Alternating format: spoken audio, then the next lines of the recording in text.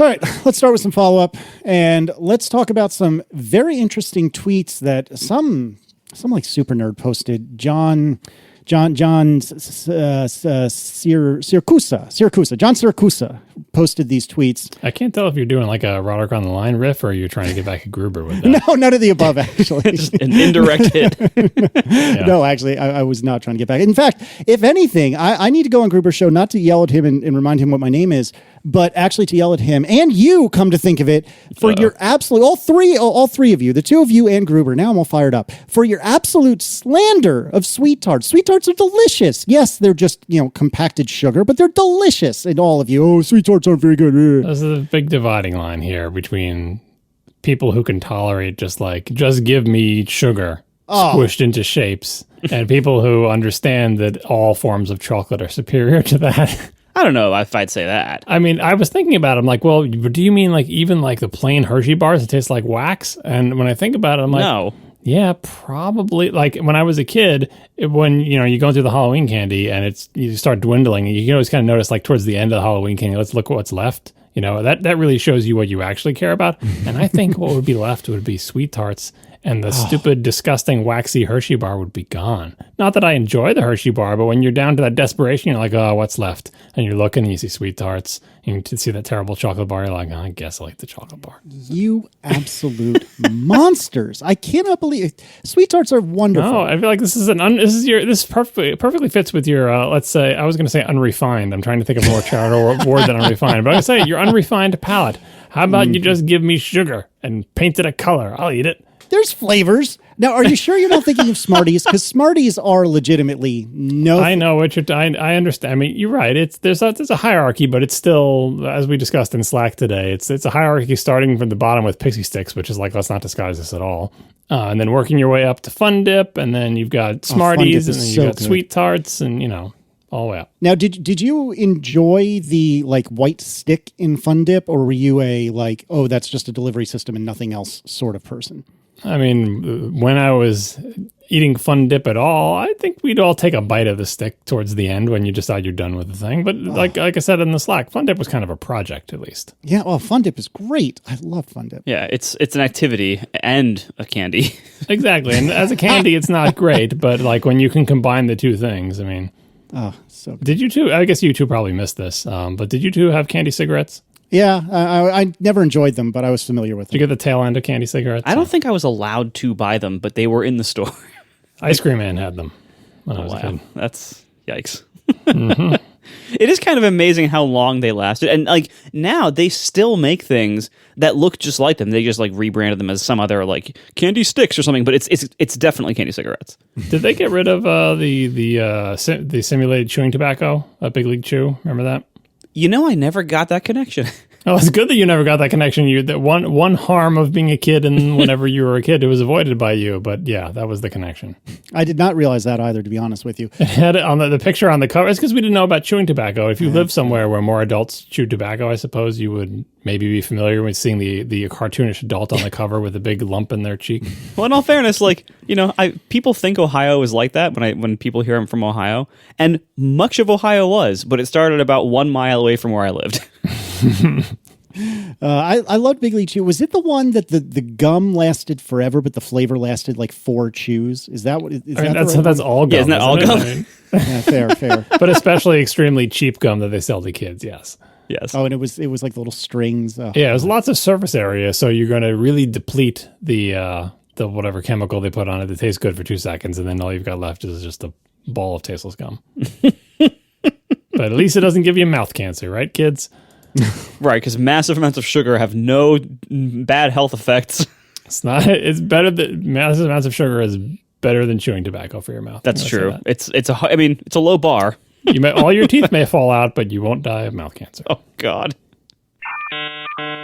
Well, here we go. All right. So, John, all kidding aside, you put in a bunch of tweets. Where are you putting them in? I don't know. You posted a bunch of tweets. I'm a mess tonight. You posted a bunch of tweets, and they were the graphic representations of kind of the theorizing that you were doing on the show last week about what would a very large M1 look like, or perhaps a series of M1s all kind of squished together. So can you talk us through this, please? Yeah, I accepted my own challenge last week when we were talking about those rumors, saying like, okay, well, assuming it's on the same process size, here are the rumors, here's how many cores of the different kinds that the things have. And I was like, just multiply that out. Just, we know what an M1 looks like. And again, with the caveat that I put 20 times on Twitter to try to defend against people yelling at me about this. Yes, we understand that Apple's marketing diagrams of its chips bear very little relation to the actual layout of the chip, right? But it's what we have to go on, and ballpark-wise, the area of an M1 as represented by this thing is a reasonable approximation. If you just say, well, however big an M1 is, this square equals an M1, and you know how much stuff an M1 has in it, so you can get kind of a back-of-the-envelope thing of how big this is going to be. And I talked about it on the show last week, but shortly after the show, I said, you know what? I have the graphic of the M1 from the shirts that we just sold. I should do what I said and just multiply that out and see what it looks like. So first thing I did was I just made a big chip that is like the highest end Mac Pro one they were saying. So, the M1 has 4 high-performance cores, 4 high-efficiency cores, and an 8-core GPU. And the big honkin' Mac Pro rumor one is 32 high-performance cores, 8 high-efficiency cores, and 128-core GPU. So I made that, and I called it M1 XL, which is not a real name. It's just a joke. Like, look, it's extra large. Just to see how much bigger it would be in area. Again, ballpark, because it's not as if it's a straight multiplication of the things, because there's other ancillary stuff that ties all this together, and it's more complexity that we'll get into, just to see the size difference. So the size difference, as you would imagine, is massive. We'll put a link to the tweet. You can take a look at it. It's way, way, way, way bigger, right?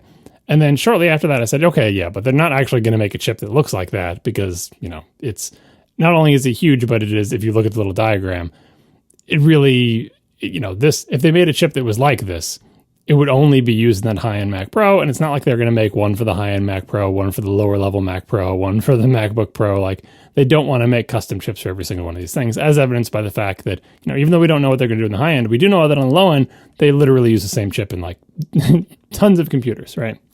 So if you're expecting them to make a totally different custom chip for each one of its high-end computers, that's not going to happen, right? And anyway, what the rumor said, and what Marco was trying to get me to understand last show, but I wasn't quite getting, was that's not what they're going to do. They're going to make these chips with these code names that didn't make any sense to me, and I had some info from folks after the show telling me what the whole chop versus die thing meant. Apparently, chop is a term of art in the silicon world where it's not what Marco was surmising as like binning, where you take a thing that has 32 GPU cores and you just disable 16 of them or whatever. A chop is, and this is my understanding from a small amount of feedback I got, it's when you take a design that you have for a chip and you say, well, we want to make a chip that's like that, but with less stuff, but we don't want to design a whole new chip. So is there a way we can essentially take like the blueprint for that chip and just chop part of it off and, sort of tie up the loose ends, right? As a cheaper way to get a smaller chip without having to design an entirely new chip. So the weird names that I couldn't make sense of last show were Jade C Die and Jade C Chop. Jade C Die was rumored to have 8 high-performance cores, 2 high-efficiency cores, and 32 GPU cores.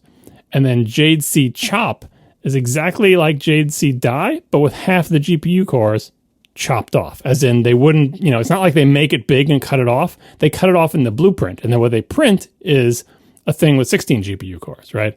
And hopefully all of them work, right? So it's not as if you make the bigger chip and cut off the end of it. The whole point is you want to make a smaller chip, but you don't have to design an entirely new chip. You're able to take an existing design and chop part of it off. That's my understanding of it. If I'm still wrong about this, someone in the industry, please let me know. But either way, with those code names in hand, now we have what I think is a reasonable graphic representation of what that rumor was saying. Again, we don't know if these things are true or not, right?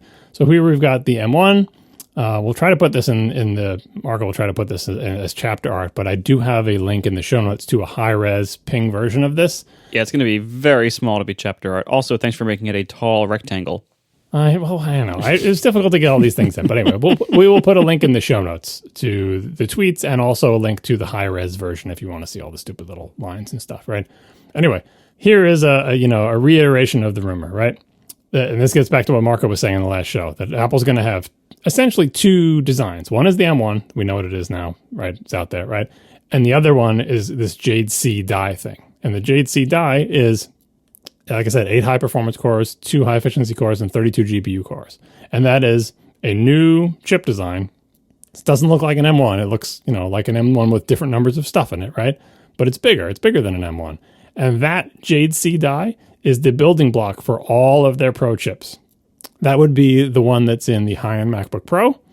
And for the low-end MacBook Pro, you get a chopped version of that. It's exactly Jade C die, but they take the blueprints for that. They chop off half the GPU cores, and you get a little bit smaller chip. It's actually not that much bigger than an M1. And that you put in your low-end MacBook Pro and maybe your low-end iMac Pro or something like that, right? And then for the Mac Pro rumored chips, Jade 2C die is just 2 Jade C dies, right? And in probably a chiplet type arrangement. I don't think they would actually print these as on a single die. The whole point is they just have this one design and they have to have some kind of, interconnect fabric for them. We talked about this many shows back of like, would Apple do chiplets? Like AMD does chiplets because it's cheaper to print a bunch of smaller chips and then put them on a fabric type thing in a single package or whatever versus just making one big die. And some of the feedback we got was like, well, AMD has to do that because they can't afford to have the fancy, expensive process that Apple can have. But Apple wouldn't do that because it's worse in lots of ways. And I think that's mostly true for things like the M1 and Jade C die, which will be, in fact, a single die. But once you start getting up into the higher end ones, I think Apple will end up not wanting to make a new custom single die for this, but rather end up doing something like chiplets or some other way where you take multiple dies and put them in the same package and connect them together. So Jade 2C die is 2 Jade C dies, and Jade 4C die is 4 Jade C dies. So that's the way Apple can get away with making just 2 chips, the M1 and whatever they're going to end up calling Jade C die, and then they just either chop Jade C die or multiply it out by 2s or 4s for their high-end computers. And that covers their entire range.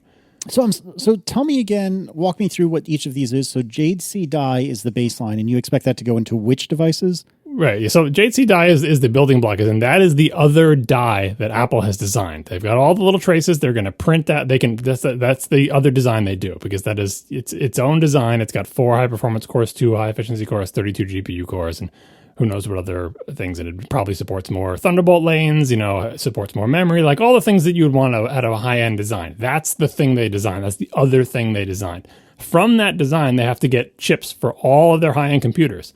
So the first one is a step down from that because that one has 32 GPU cores. You get the chopped version that has 16, and that would go in the low-end MacBook Pro, right?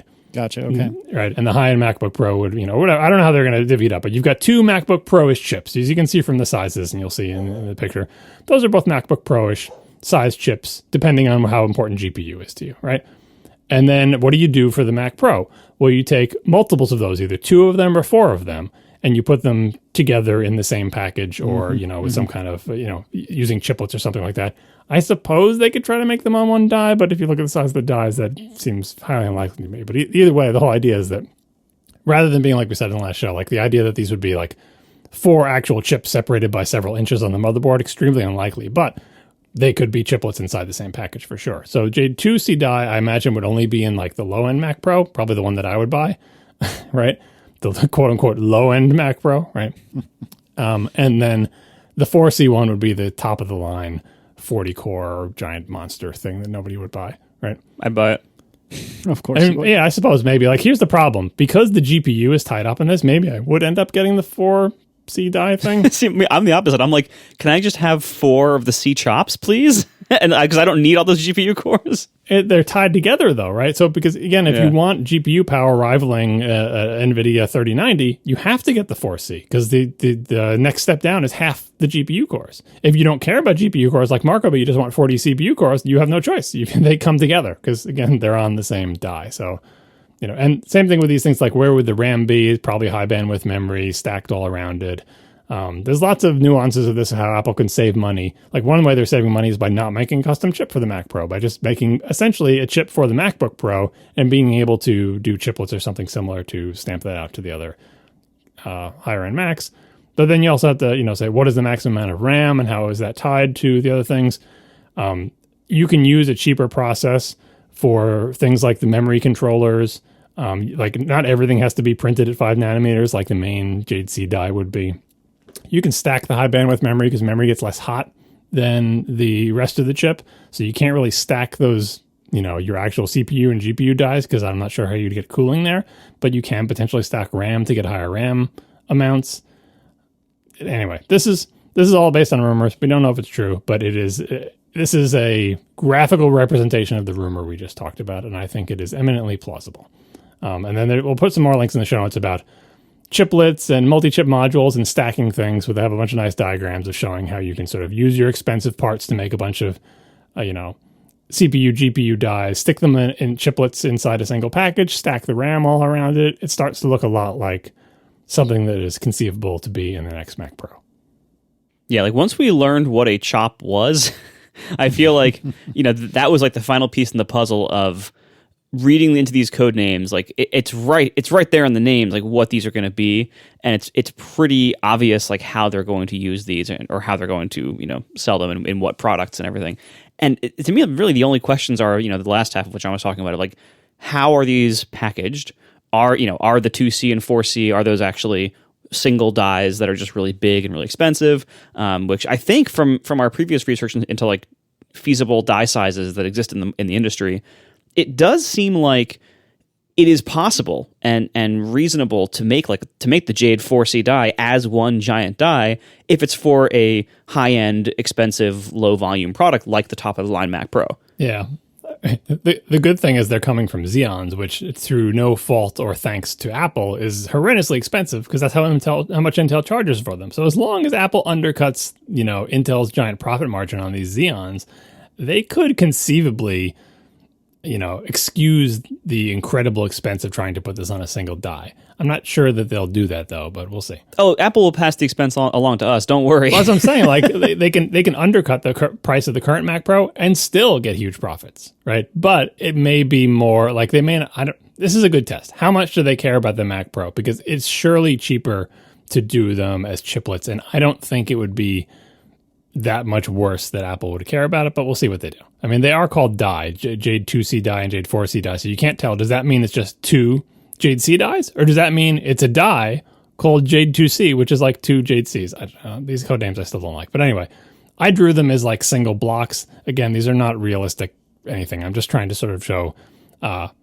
square millimeters, I guess, relative size. And if you squint at them, you can kind of see how many components are in them. So I'm curious, just as a quick bet that we can revisit later when we're all hilariously wrong, what do you think is the cheapest Mac Pro price that you can get the 4C die in?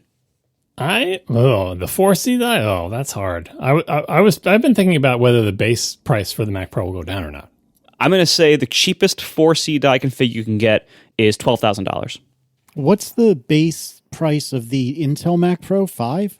Yeah, I think I'd have to do that to compare. If you get the 28 core Xeon, what does that cost? It's a lot. I think it's like a $6,000 upgrade. So this is one of those times where I feel confident, which means I'm definitely wrong. I really think it's, if they chart, well, see, here's the thing. I was going to say it's not going to be expensive. Then I was like, well, Apple loves their margins, so maybe it will be expensive just because it can be, not because it has to be. But we'll never know one way or the other. So I don't know. I wouldn't be surprised if they put the 2C die as like the base configuration and only a little bit more money as the 4C die. I think it'll be less expensive than any of us expect. And you can yell at me when I'm wrong about this, but that's my guess. It should be, because here's the thing. Like when you go, I just went to the configurator, when you go and you spec, you say, it comes with an 8-core Xeon, right? And it's like, okay, what if I want to upgrade? Again, this is not how much it costs for the CPU. This is how much more it costs, because they take away the default CPU, and in its place, they give you the better one. And Apple charges $7,000 additional to swap out. Oh my God. To swap out the 8-core for the 28-core, right? Now, I can guarantee you that no way that Apple makes the Jade 4C will cost Apple anywhere in the neighborhood of $7,000. These chips are, relatively speaking, like the ARM chips, the Apple's ARM chips, so much cheaper for Apple than getting something from Intel. It's not even funny. Like not even just like half the. I mean, you ever see like the parts breakdown of like how much does it cost for the stuff on the iPhone? The screen is usually the most expensive component, not the system on a chip, right? The system on a chip, they estimate it like, I forget, it's like $15 or $30. Like and that's the iPhone chip that was like faster than all of our Macs for a long time, or my Mac anyway. So how much does the Jade 4C actually cost Apple to make? I'm going to say it's in the hundreds of dollars. Right? Which is not nothing compared to like a $15 chip. but it's not $7,000. So in theory, Apple, this is why I keep thinking Apple could make the Mac Pro cheaper than it is now by passing along some of the savings to us. I don't think they will pass on many of the savings, but I think that, I think they will be able to undercut. So the 28-core Xeon, if you just take the Mac Pro and the only change you make to the configurator is you click on 28-core Xeon, that's $13,000. Marco said he doesn't think you'll be able to get a Jade 4C under, what did you say, 12? I said 12. Although now, see, I'm rethinking that. I think that might be too low because the $13,000 base price of the current Mac Pro with its best CPU is still with its worst GPU. Mm-hmm. Now, if you bump up the GPU to maybe the second highest option, then it becomes $18,000 because these are now bound together. I mean, the thing is, Apple is reaping the savings on the GPU as well because they don't have to buy one from AMD. It's part of their thing. So I'm going to go up to $15,000 for my estimate, just for the record. I think it's conceivable that you could get a Jade 4C for $10,000. Conceivable. I think 12 is closer to what the reality will be. See, what I keep wrestling with is I could see Apple deciding, you know what, we're just going to absolutely shame Intel and PCs and say that for a not egregious amount of money, say, I don't know, $7,000 or $8,000 or something like that, look at the performance you can get. And that's because we're so freaking awesome at what we do. And so I could totally see them going that route. But Apple really likes money, like a lot. And so because of that, I'm convincing myself that's not what they would do, because as much as they like to flex, they really like money. And so I think 10-ish is where I'm going to go. You guys are probably right, but I will wager 10-ish is how much it will cost to get a Mac Pro with a 4C die. I mean, I think 10 is plausible. I think 12 is more likely. This is getting back to my base Mac Pro discussion. I think Apple will try to undercut the Intel Mac Pro on cost. I think they will say, here's the new Mac Pro, and shocker of shockers, in general, the prices, if you try to compare them to the previous one, have gone down a little bit because Apple's costs are going to go way down, especially if they don't have a discrete GPU. That means they don't have to buy a ridiculously overpriced Xeon from Intel, and they don't have to buy a graphics card from AMD and pay their margins. So that's huge savings that I think they can't help but pass some of onto us, right? Especially if they also make the case smaller. If it's a half-size thing or whatever, they have to cut out fewer of those little golf ball holes. Like, it's going to be a cheaper machine. And this is, I think, what will happen in the chat room is talking about this.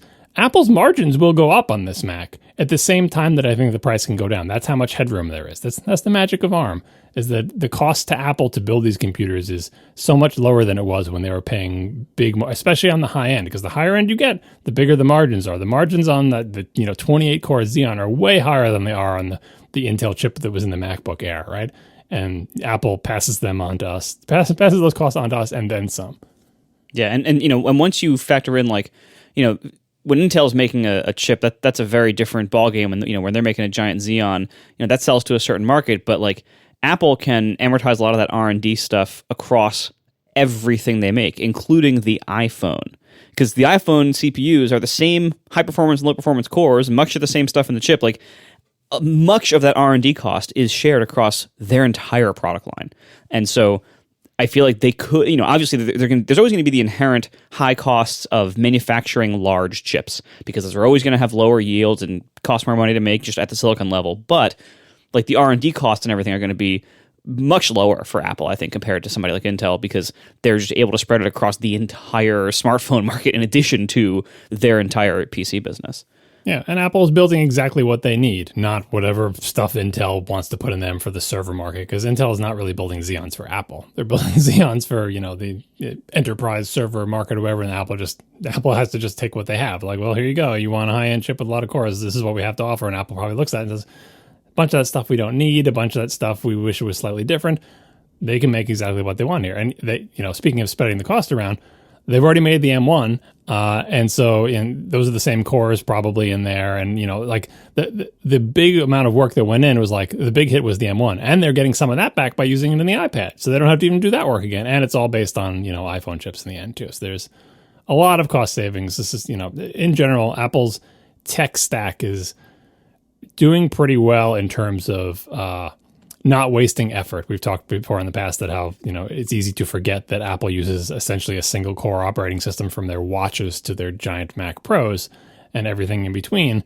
And that's the software version of that. The hardware version of that is totally true. Now that they're off of Intel, they do some very difficult core design work once, and that pays dividends for years and years. So yeah, we'll see how much of that savings get passed on to us, but I really hope it's some, especially at the high end. Yeah, see, my concern is because according to this rumor, it's most likely that they have combined the number of CPU cores and the number of GPU cores together into 2 presets or 4 presets, that if you want a high amount of GPU power or a high amount of CPU power, you might have to take both and take the costs of both. So I think we're going to have fewer options than ever on this new crop of machines that use the Jade series of chips, including, even down to the MacBook Pro. But, I think we're going to have very few options. And that's not a great thing for cost management or future upgradability, but that's a whole separate thing. All right, can we move on from the Mac Pro? I know that's a pipe dream with you too, but let's try. Let's talk about something else I really don't care about. Hey, how many fans does the iMac have? This was one of the revelations from the iFixit teardown. Apparently, the base model iMac, the new, candy-colored iMacs, the base model one has only 1 fan. But the more powerful ones have 2.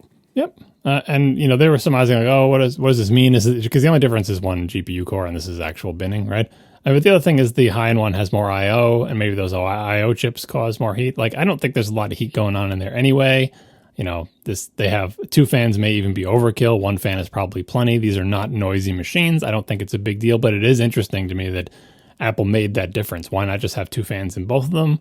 Are they really trying to make them as quiet as possible? And the combination of whatever extra chips they had to have in there for the extra USB-C ports and the 1 fewer GPU core put it below the threshold on the low-end one.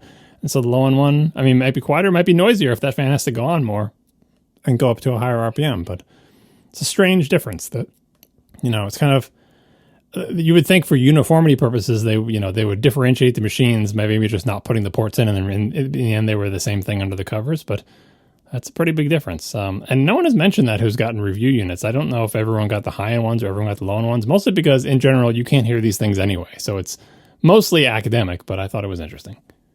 I was kind of curious why they didn't try a more passive design with the iMac, because if you look at how the M1 MacBook Air is physically designed, how it is fanless, it basically uses the air around the chip's heatsink as kind of a thermal buffer, because for various ergonomic safety reasons, laptops can't be above a certain external temperature.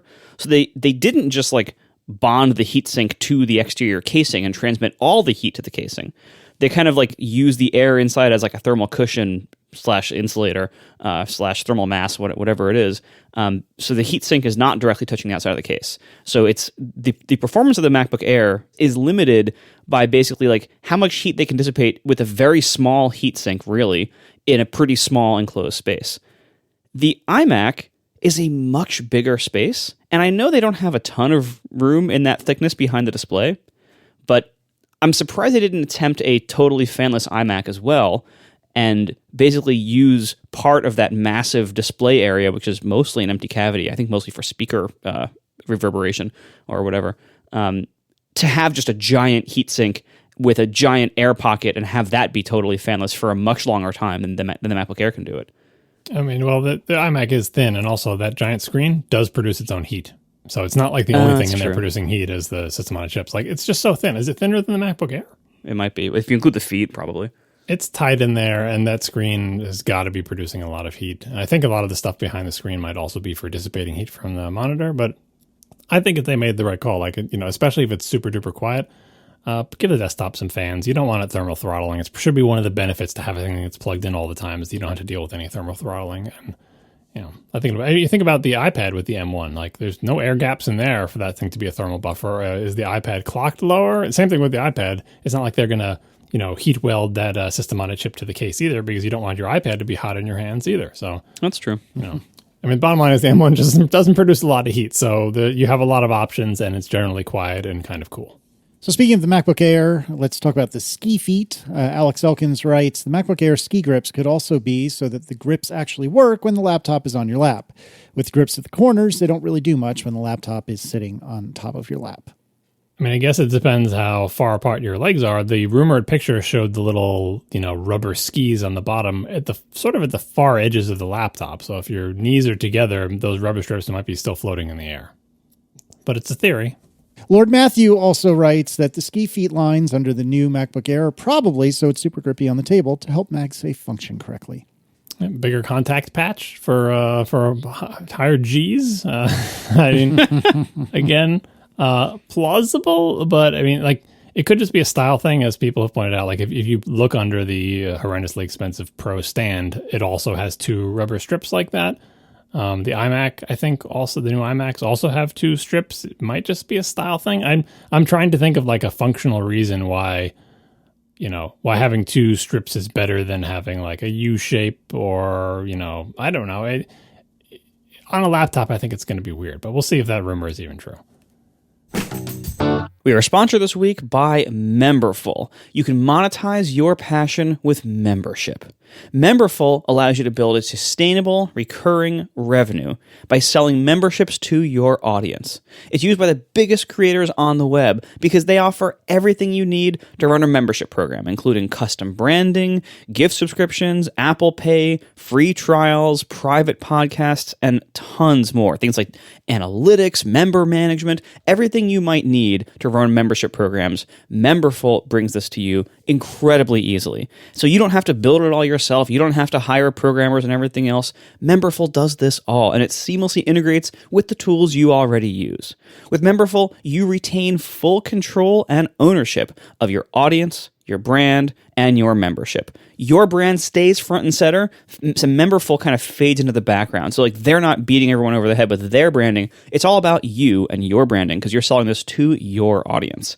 They have a world-class support team if you ever need it. They will help you simplify your memberships and grow your revenue because Memberful is passionate about your success, so they always give you access to real humans to help. You can get started for free with no credit card required at memberful.com today. Once again, get started for free with your membership program at memberful.com. Thank you so much to Memberful for sponsoring our show. So we have some more news with regard to Apple's lossless audio and Apple Music. Does somebody like Marco want to tell me about this? Because I really don't care that much. I didn't see this follow-up. Hold on. You want me to take this, boys? Yeah, go ahead. Yes, please. So there was a Apple support article put out explaining some of the nuances of lossless stuff, right? So this is a bunch of info is in there, but we'll pull out a few highlights. One is regarding the Lightning 3.5 millimeter cable for AirPods Max. In other words, when you connect a wire to your AirPods Max, the support document says, the Lightning 3.5 millimeter audio cable was designed to allow AirPod Max to connect to analog sources for listening to movies and music. AirPods Max can be connected to devices playing lossless and high-res lossless recordings with exceptional audio quality. However, given the analog to digital conversion in the cable, the playback will not be completely lossless. So the in the cable part is the thing I think either I didn't know or had forgotten about. Is there a DAC in that cable? Is that what it's doing? So it's there so you can listen to analog audio sources, but apparently it's taking the analog audio and converting it to digital for... I don't understand this. Marco, can you try to explain what the hell's going on? Sure. My best guess is that the cable itself does... I'm not sure if inside the cable actually has a DAC, which would be at the Lightning end. Mm-hmm. They do fit. That's how the little Lightning to USB or Lightning to headphone adapters work. Exactly. That's what I was thinking. So like, you could put a really tiny little crappy DAC in there and it would be fine. But the main reason it has to become digital in the first place, on the way from analog source to your analog ears, is most likely because the entire signal path inside the AirPods Max is digital to do things like the noise processing. Mm-hmm. So that's probably why it has to then resample any analog input as digital and just do a very low latency conversion and processing of that. So that's probably what they're doing, and that is common in the industry to do stuff like that. In certain areas, even most microphone interfaces these days most of the good ones have like digital processing, which is actually one of the reasons why I still prefer my old sound device's USB Pre 2, which as far as I can tell is like all analog processing stream, compared to the new sound device's Mix Pre series, which I think does digital processing, because I sound very slightly different and worse in my own ears on a Mix Pre than I do on a USB Pre 2. And I think what I'm detecting is a little tiny bit of latency with the digital signal path. Anyway, so making that very low latency is hard, and I don't know quite how low it can reasonably get and still do any level of processing. But anyway, that's probably what they're doing in these headphones for all that. What they're basically saying is it's not going to be lossless. There will be some loss of quality because on the way from your analog source through the analog cable into the headphones, it's being converted back to digital one more time before it's processed and then converted back to analog for your ears. Yeah, they're basically, this is their technical explanation of what we said in the last show, which is you think you're going to get lossless, you connect a cable, and you're not. In this case, with the AirPods Max, right? So that's their explanation, and it's a little bit confusing because they don't go into too much technical detail. But what you said, Marco, sounds plausible.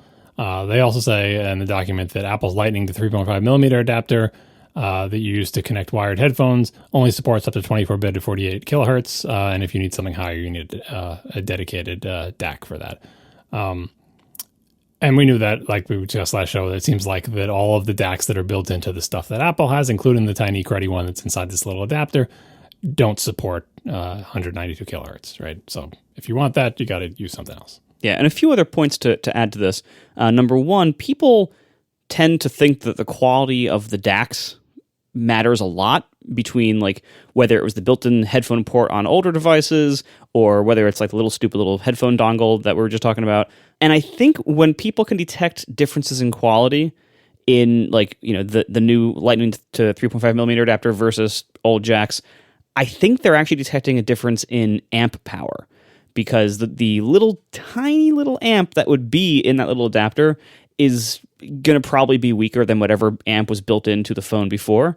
And where that manifests itself in like noticeable way is you're probably not going to hear like noise differences, but you will probably hear like if that little amp doesn't have enough power to like hit a strong bass note or something. That's like a big power spike when you're amplifying something. And usually, like depending on what kind of headphones you're plugging that into, if you're plugging into like larger, nicer, maybe headphones that are not entirely meant for portable use and maybe meant for like studio use or high-end listening, like with powerful amps, you would notice like, oh, this sounds kind of muddy at the low end because it's not getting enough power to actually deliver that big thump for the bass note. A couple other things to mention here before we move on. The reason why Bluetooth headphones don't support these lossless codecs, I didn't realize that the Bluetooth data transfer speeds were not as high as I thought they were, especially if you want to stick to Bluetooth low energy, which I would imagine Apple probably does whenever possible for battery life reasons. They actually don't have the bandwidth to transmit a lossless stream above like basic CD quality, basically. I think even CD quality would be pushing it.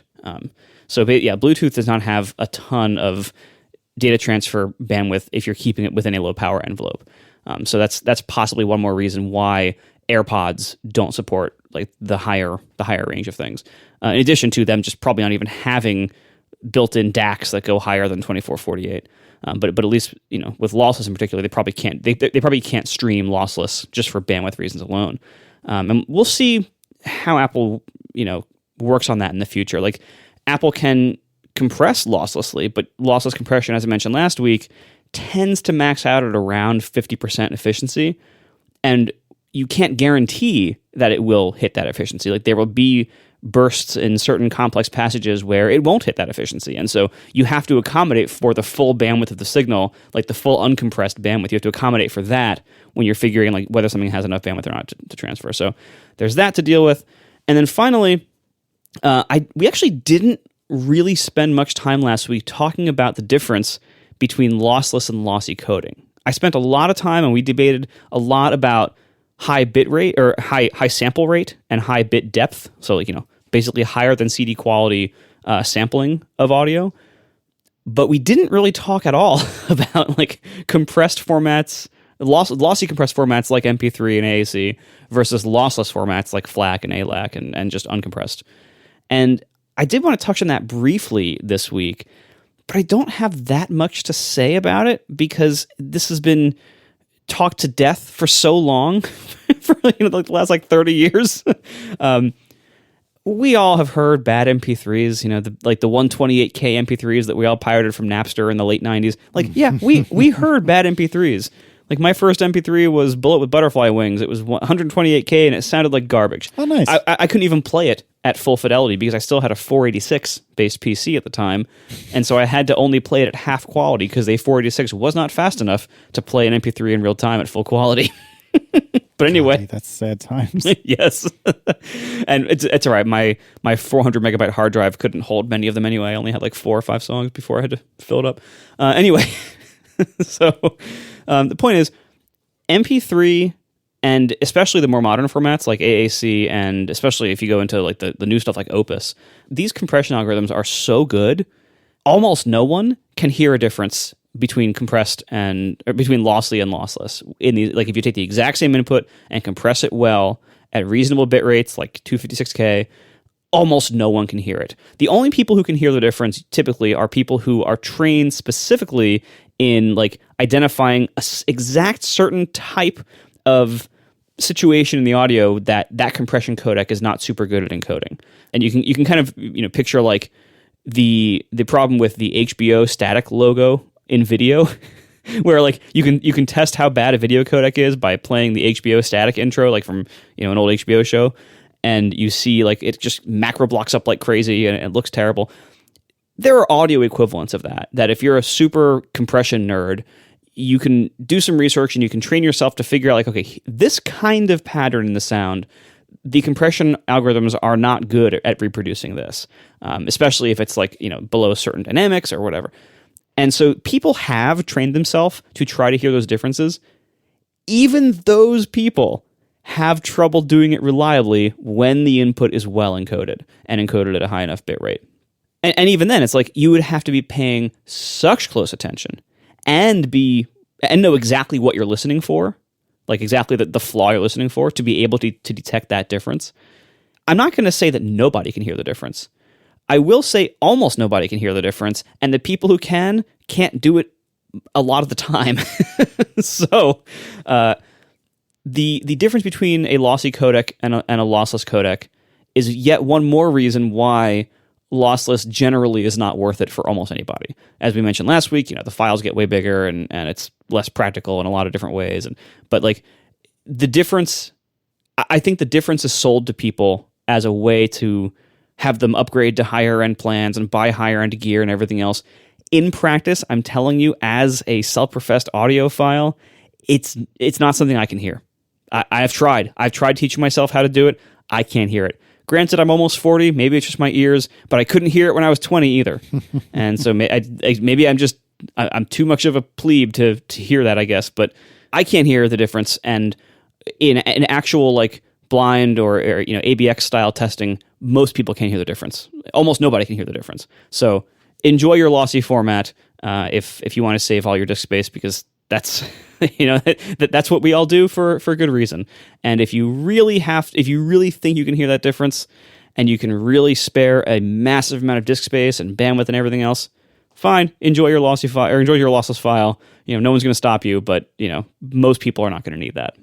Well, one thing I'll add to that is, and a bunch of people wanted us to mention this in case people listening don't know, how is this possible? How is it that a lossy compressed file that it's encoded well, 256 kilobit AAC, well encoded, is indistinguishable to most people's ears from a much, much bigger lossless file, right? How does that even work? It's exactly the same way that image compression algorithms work, which people may be more familiar with because we probably all see JPEGs on the web all the time. The way these algorithms work is they throw away information that our brains don't consider important. So for images, our visual system is a mess. You think it works just like a camera where it just gathers all the RGB values of all the pixels. No, it's not how our visual system works at all. Our visual system is massively broken. See every optical illusion you've ever seen. But anyway, there are quirks to our visual system that let us throw away huge amounts of information from images, and our eyes say, I don't see anything missing. Looks fine to me. That's why if you get a JPEG and you crank up the quality of a JPEG to a reasonable level, it looks almost identical to the original ping image, despite being like 1/18th the size. Well, audio is the same way. There are certain things in audio that our brains don't consider important and don't really detect. And if you throw out that information, it makes the file smaller. But then when we listen, the reason we can't hear a difference is because it threw out stuff that we weren't hearing anyway. It's more complicated than that, but like that's what these things, they call it perceptual algorithms. They use how we perceive sound or vision or whatever to figure out what they should throw away. Because in the end, if you want to make it smaller, if it's a lossy codec, what lossy means is they're throwing away information. And if you just threw away half the information, it would be terrible.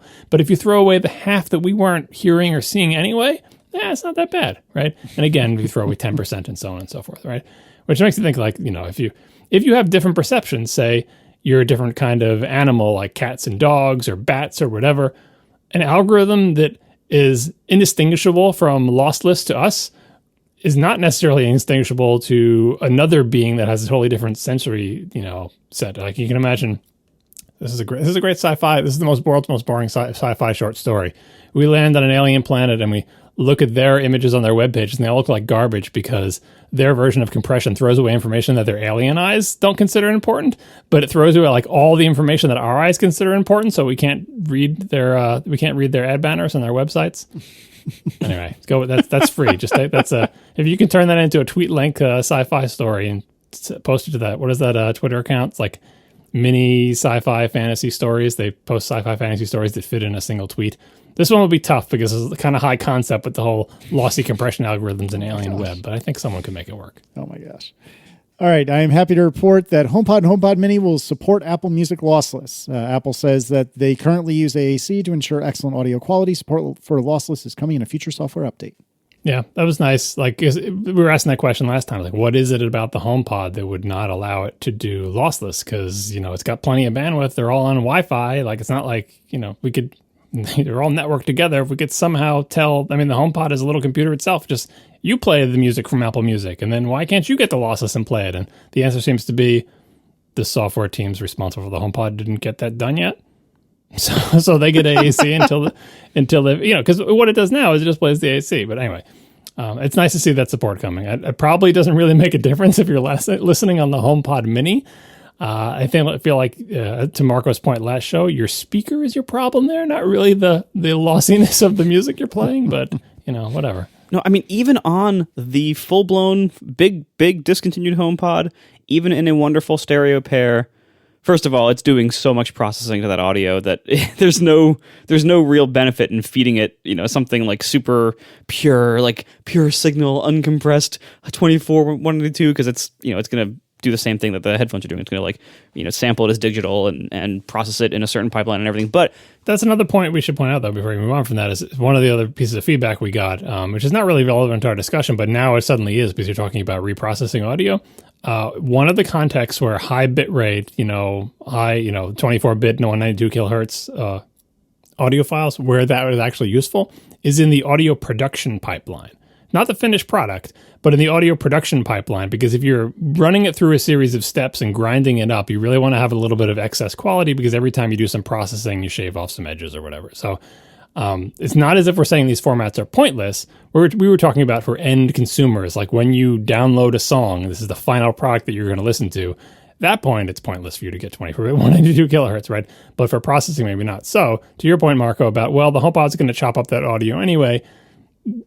I still don't think this is true given the quality of the speakers that are in the HomePod, but theoretically, if you fed it a higher fidelity file and it chopped it up through its machinery, maybe, it would come out slightly better if it was a little bit of excess quality that you couldn't hear on the way in.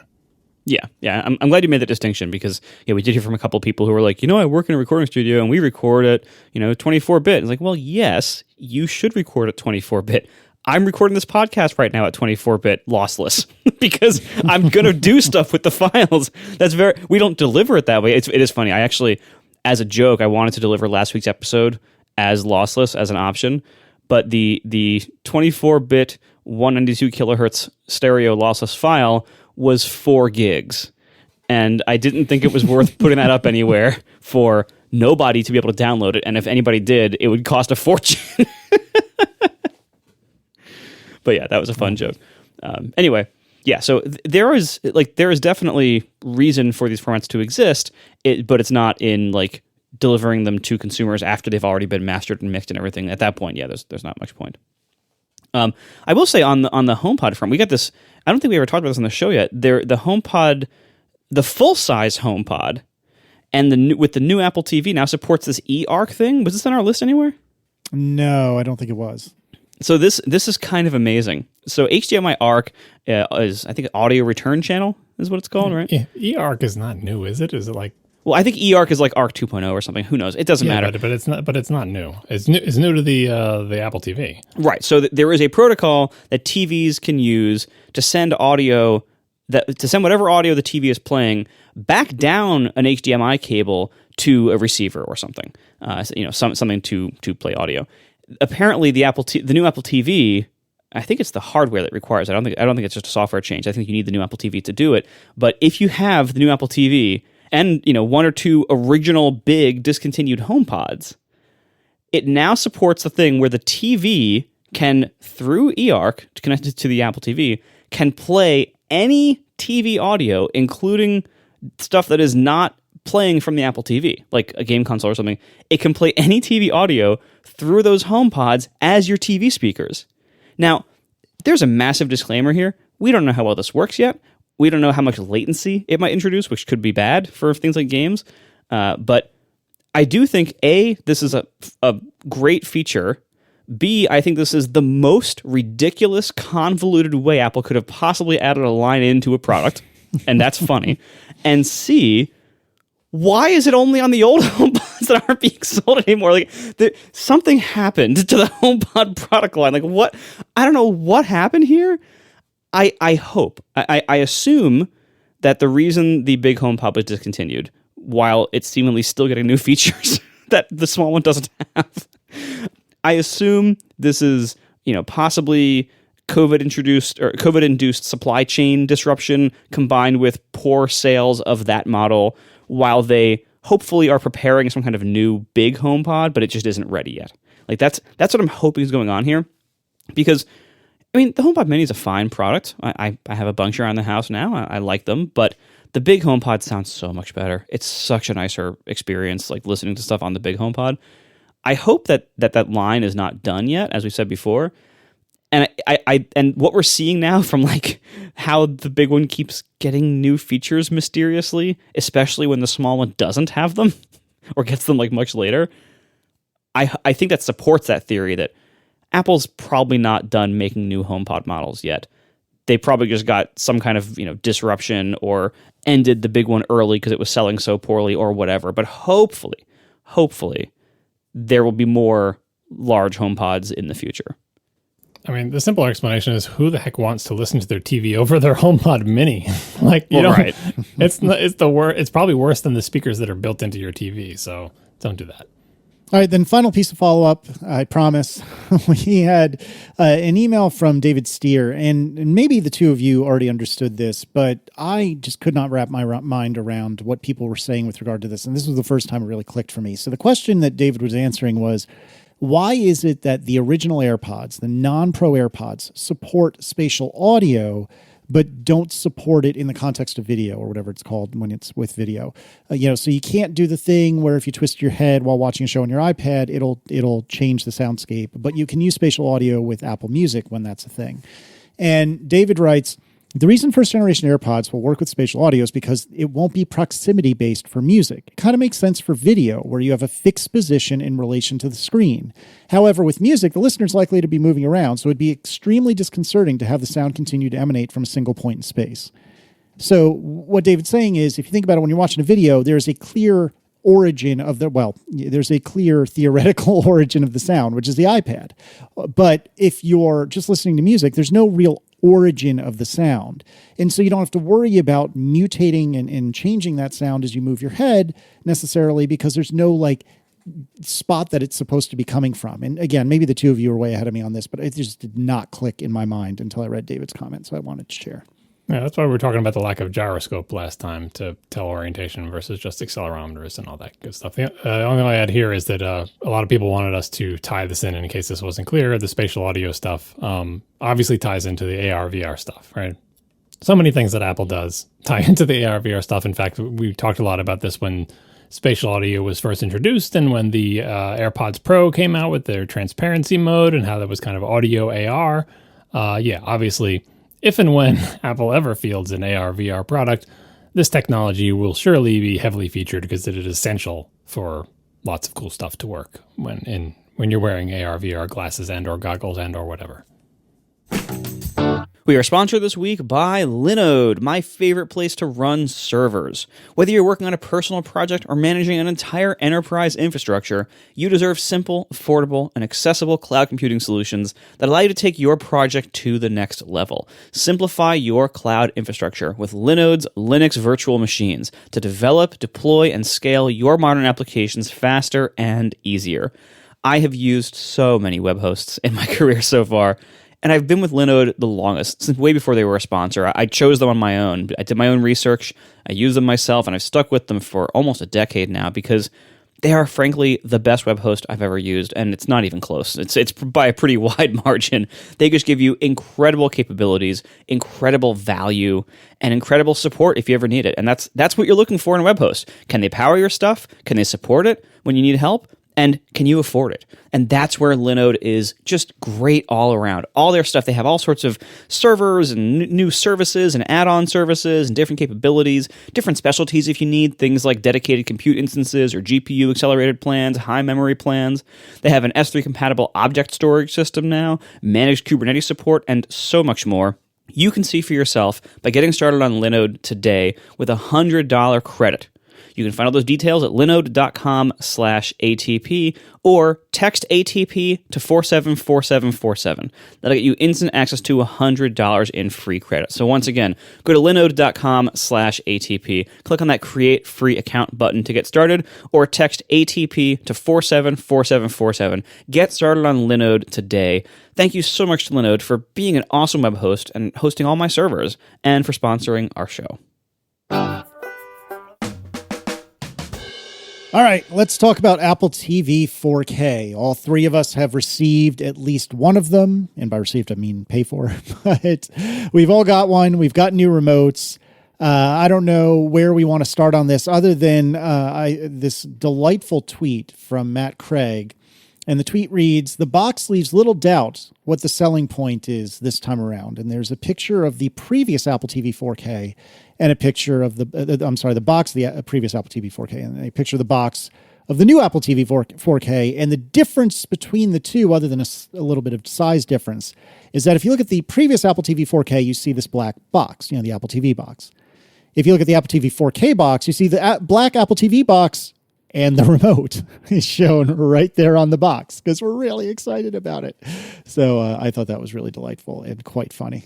It's one of the couple of things that's a little bit strange and un-Apple-like about the new Apple TV 4K box, like the packaging that it comes in. Look at the, see this picture in the chapter. Look at the previous Apple TV 4K. That looks like an Apple box. Dead center is a top view of the Apple TV. It is very sort of elemental and spare. And then look at the new box. It's kind of tight. Like the two elements, the picture of the remote and the box are kind of jammed in there. And it's not symmetrical.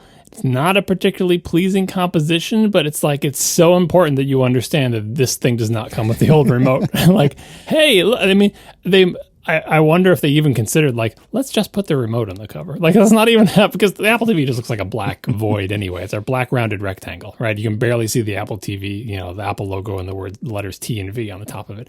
How about we just put the remote? Because honestly, that's the only thing people touch. You don't see the little box. It's under your TV somewhere. It's black. It's got one little light on it, right? So yeah, this is all about the remote. And also, the other thing is, I think the box had to be physically bigger because the remote is bigger. So once you had the box is physically bigger, maybe putting the Apple TV in it started to look a little lonely with all that white space. But yep, it's all about the remote. Yep. All right, so I figure we can just kind of go through what we have here in the show notes and talk about the experience. For setup, again, I was coming from the first, I don't remember the formal name for this, but the first generation of Apple TV that actually let you install apps. And I'd never upgraded since, as we talked about quite a bit over the last few weeks. It's still 1080. It's 100 megabit Ethernet port, et cetera, et cetera. And before I installed my new Apple TV in its place, I remembered that there was a thing, and I forget exactly where it is. I'll put it in the show notes, but I won't remember off the top of my head. But there's a thing, and it's something like use a shared home screen. Again, that's not actually what it's called, but something like that. And I thought to myself, you know what? I should verify I have this on. And I did find it. It is buried in the menu system. Again, I'll put the steps in the show notes. But basically, I verified it was on the old Apple TV, and then I disconnected it, and I put the new Apple TV in its place, committing the same sin I did before of using the same power cord that was already there, the same sin I committed with the that's Eero. the difference, because that is literally a power wire. Yes, there is no, wall wart brick. So you're know. actually safe in doing that, Casey. You have my permission. I'm pretty sure I've done that every time I've upgraded an Apple TV. Yeah, because who wants to get behind their TV, right? Exactly. That's back there. Oh, well, I did, and we'll get to that later on. But nevertheless, I plug it in, and I reuse all the same cabling and all that's there. And the setup process was pretty darn good. You are asked to put your phone near the Apple TV in order to get, I guess, iCloud information and stuff like that. And I did that, and it all came up on the home screen, and it looked like the default home screen for a few seconds. Then all of a sudden it started filling itself in downloading apps and so on and so forth. And it all worked pretty well. I do have a couple of test flight apps that it didn't even consider installing, which was a bummer. And the only other thing I'd like to briefly complain about is I don't think any non-Apple app persisted login information. So like Plex, I needed to repair. Netflix, I needed to repair. We actually pay for SiriusXM for reasons, and I needed to repair that. I needed to repair Spotify, which I actually think that wouldn't work until I turned my Pi-hole off. It's not repair, you mean re-log in. Well, yes and no. Sometimes you have to go to companyname.com/activate. Sometimes they make you enter your username and password, but the bottom line is it doesn't know who you are. It says, please, authenticate with some system that lets us know that you are a person who pays for a thing. Exactly right. And that was kind of annoying because it has gotten way better over the years because, among other things, when you're on the same network and in the same iCloud ID or whatever the requirements are as an iPhone, you can actually do that, text entry via your iPhone. And in fact, I use 1Password everywhere. And so it would prompt me on my phone, hey, do you want to enter your password for Netflix? And then I could use the, 1Password integration with the iPhone's password manager such that it would automatically load my Netflix password out of 1Password, paste it in the field on my phone, and then transmit it over, the air to the Apple TV and paste it in there. So it wasn't nearly as egregious as it used to be. But it's just a bummer, man. Like, there should be a better way to do this. And I would assume that there's APIs for this. Maybe I'm wrong. But nevertheless, that really bummed me out. No, there totally is an API for this. Apple has a solution, because Apple identified this as a problem back when they had their first Apple TV with apps. Hey, isn't it super annoying that you have to relog into HBO and relog into Hulu and relog into Netflix? And, I subscribe to a million things, so I get this, like, the maximum version of this. So they made an API for, like, hey, if you're making an Apple TV app, use this thing so people don't have to relog into your thing. And everyone said, yeah, no thanks. Well, there's a number of things in here. Like, so one of them is like the single sign-on thing, which that I don't think that ever went anywhere with like your cable provider. Exactly. That's what I'm talking about. That's part of it. That's only like things that require cable logins to do. And that's not many of the that doesn't include things like Netflix or Disney or whatever. But no, I think like the rest of Apple's stuff has a way to do this. It's Keychain and iCloud Keychain. And the reason why I think that this is not available on Apple TV is that Apple TV has no concept of a local passcode, at least not by default. And the way iCloud Keychain works on other devices is Apple tells developers, don't store login credentials in iCloud, because don't use like the regular iCloud storage, the key value store or whatever else. Don't use that. Yeah, that's not the way to do it. Please don't do that. What they say, but they have Keychain, which is like the local device, secure storage thing that's encrypted and everything else. And then they have iCloud Keychain, and the way iCloud Keychain works in a secure way at a high level is it's not storing all those credentials and stuff that you put in Keychain directly in iCloud. It's storing them encrypted. That's why when you set up a new device with iCloud Keychain, you don't have to just log into your Apple ID. It prompts you to enter the password or passcode from some other device that's in your iCloud Keychain, because then it uses that encryption key like from that local device to decrypt a new copy of it for itself or something like that. But anyway, Apple TV doesn't really have a concept of a local passcode or local user authentication beyond like purchases. So that's probably why they don't do that. Yeah, that's a good point. That being said, with the exception of the password stuff, I've replaced a number of Apple TVs over the last 5 or 10 years, and I do that single home screen sync thing, and it works fantastically for me. With that one exception, it never saves my passwords for things, but with that one exception, it works perfectly, and I really enjoy that feature. And like, I did the upgrade for mine where I was basically moving to Apple TVs. I did that upgrade in like 10 minutes. It was one of the smoothest upgrade experiences I've ever had for any product. With that sole exception of entering passwords. But even the password thing was improved by a couple of factors. I mean, number one, I don't think I have as many video watching apps as either of you. But some of them, like Disney, has this thing, and I think Amazon did the same thing. Disney had a thing where if you have the Disney Plus app installed on your phone, you just open it up on your phone on the same network, and it says, "Hey, do you want to authenticate this new TV?" You say yes, and that's it. So it's like 2 taps, right? And then Amazon had a thing where I could just use the phone camera to scan a QR code on the TV, and it did a URL scheme trick to authenticate. So like there were a few others. The only one I actually had to type my password in was Netflix. See, but the problem with the Disney Plus thing, which I agree with you and is nice in principle, is that for almost all of these apps, when they ask me for local network access, it's typically citing a Chromecast as the reason for local network access. So I turned them all off because I don't have a Chromecast. So for a minute there, I was like, why is the Disney app not letting me log in? What is the... Oh, right. Because it doesn't have local network access, so it can't even see the Apple TV. That's the problem. So other than that, I do agree with you. By the way, while I'm talking real-time follow-up, it is called One Home Screen, and it is in Settings, Users and Accounts. Then you have to click on your user. So for me, it would say Casey Liss or whatever. Then in there is one home screen. So it is 4 screens into settings, but it is there. And if you keep, I don't know how long it needs to be on the old Apple TV. I would guess, a few minutes. But yeah, if you leave that on, and then it will sync everything up when you install the new one. That should totally be the default. I remember when I first found that feature. I'm not sure if it is anymore, but I remember when the feature first came out, I'm like, oh, thank God, because I was so tired of setting up the home screens because I want them to be all the same. It's nice because I think most of us don't have a lot of Apple TV apps, certainly as compared to our iPhone apps probably. And so it is actually fairly quick to get everything set up. In terms of, the local authentication, all the things that you just described. Hey, the Disney app does this thing where you can launch it like this. One uses scan a QR code. Sometimes to type in a password. Sometimes they'll automatically logged in.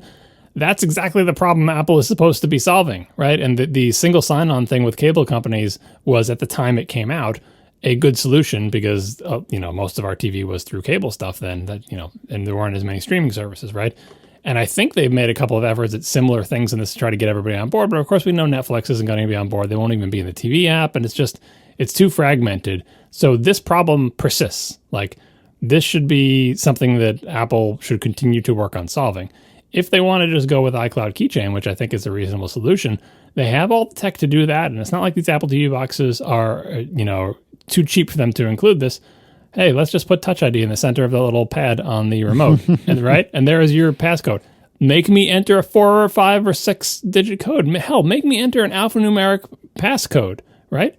It's not like we don't have the technology to put a passcode on the Apple TV. Just do it. I'll use my phone to enter the passcode once instead of entering my password 5 times and scanning a QR code 3 times and going to website.com/activate 2 times and using the Disney Plus app one. Like, it's too much. It's too different. And granted, I'm an extreme case because I subscribe to every video service in the world. But it kind of really undercuts the one home screen experience, because you think you're done. You're like, oh, everything's back to the way it was. And then you sit down. I mean, this even happened to us. Even I knew this was going to be the case. I just, it slipped my mind after I had set the thing up because I had to go, set up some other stuff upstairs or whatever. And then we go down to watch a show and it's like, oh, what's the Netflix password? No one knows what the Netflix password is. You got to get out your phone and then you got to do the thing. And it's just, and then you forget about it again. And you go to watch something on Hulu the next day. You're like, oh, I didn't sign into Hulu. It's just this death by 1,000 cuts. Some of the things that even the Apple controls, they didn't manage to sync, right? the accessibility setting, the one accessibility setting that I use on my Apple TV, which I highly recommend that everybody use. Again, maybe Casey will look up where this is, but somewhere under accessibility, I think under like increased contrast or something under accessibility, there is a setting that lets you change the selection contrast. What that means is, and I'm sure there are some people who don't think this is an issue, but other people will know exactly what I'm talking about. If you ever look at your Apple TV, the television when your Apple TV is in use, and you can't tell what the hell is supposed to be selected, this feature is for you. What Apple TV, what tvOS does is it makes the selected thing bigger than the non-selected things, slightly, and also, depending on what remote you have, if you move your finger around on the touchpad or wiggle the remote or whatever, you can see the little tile that is selected, slanting and reflecting the light. This used to be a demo they would do. Look at this. It's kind of slanty and reflecty. So yes, you can figure out what is selected. But imagine if the screen visually told you what was selected in an unambiguous way. That's what this accessibility feature does. It draws a white outline around the selected square. Imagine that. So then you can look at the screen and say, I know which one is selected. It's the one with the white outline. I think we call that highlighting, and it's been a technology used in graphical user interfaces for many, many decades, and it is extremely effective at letting you know what is highlighted. Oh, God, it drives me nuts that they just use that zooming thing. I don't know why there's not more complaints about it. I guess everyone else is never bothered me. You can always tell the one thing is 7% bigger than the things next to it. Even if I can't, if I just think about touching the touchpad, trackpad, whatever it's called. You find the thing that wiggles. I feel like I shouldn't need to wiggle. That's a sign that this is a bad interface. I shouldn't need to induce a wiggle to say, I can't tell what's selected, but let me make it, the thing that moved. My eyes moved to the motion. That's the selected one. And the worst is you never know where the selection is when an app launches. You're like, if I want to go to search, say there's like a search at the top of the thing, how many rows up do I need to go? Where is the selection now? Am I already in the search bar? You can't tell unless you move the selection out of it. Oh, it went dimmer, so I must have already been in the top bar. So I should have just moved to the right 2 spaces to get to the magnifying glass. But the only way I can know that is if I swipe down and realize that the top bar now gets dimmer, which means the previous selection was in the top bar. Selection state in tvOS is a problem. So please go to accessibility and try the setting. I think you'll like it. But anyway, that setting, hey, draw a white outline around the selected things, didn't carry over from my one home screen thing. It's on all of my Apple TVs and has been since the feature was rolled out. Everything else synced, but not that setting. And the second thing that didn't sync was the function of the little button that has like a picture of a TV on it. Oh, yep. I couldn't figure out what the heck was going on. I was like, TV app versus home screen? Yeah. Mm-hmm. I hit the button. I'm like, where am I? I'm in the TV app. What the hell is this? No, I want that button to go to the home screen. Same. That is my preference on every single Apple TV. It didn't sync. So I had to manually set those two functions back to their correct things. So yeah, setup in general, easy. But I feel like Migration Assistant on the Mac does a better job of actually, granted, there are advantages here. We already went over the iCloud keychain will bring all of my login information with me. But the Mac doesn't drop settings like this. The Mac doesn't forget, did you allow, right click on your mouse? It's like, it doesn't forget things like that. It remembers everything down to my keyboard repeat rate, right? So I feel like the few preferences that I set on Apple TV should also be synced. Yep, I can totally understand that. There's a reason why I haven't mentioned anything about tvOS, because if we're talking about tvOS, I have many problems that will probably never be solved, and some of which seem to be getting worse. But this Apple TV hardware and the new remote, that's a different thing. So before we get to the remote, I would just like to say that I was unaware before tonight that John Syracuse's superpower is being able to spot his mouse cursor on his screen the size of a house without jiggling his mouse. That is absolutely incredible that you can spot it without ever jiggling your mouse. That's like saying, how can you spot where your pointer finger is? Don't you always know where your pointer finger is? Oh my God. It's just an extension of my arm. It's like, where's my pointer finger? I have to wiggle it to there it is at the end of my arm. It's always in the same place. Your mouse cursor, you've never jiggled your mouse ever in order to find your cursor. No, I don't even have that feature on the drives. Lots of people use this feature. I don't like it at all. If you need it, more power to you, but I cannot stand this feature. I guess because I moved the mouse too quickly. macOS has an accessibility feature where if you shake the mouse cursor, the cursor will suddenly get larger to let you see where it is, which is a useful feature if you have trouble finding your tiny, very tiny mouse cursor. But for me, when I turn that feature on, it's like every once in a while, suddenly my cursor gets big for no reason, because I guess I just move my mouse naturally very quickly, and it interprets that as a shake.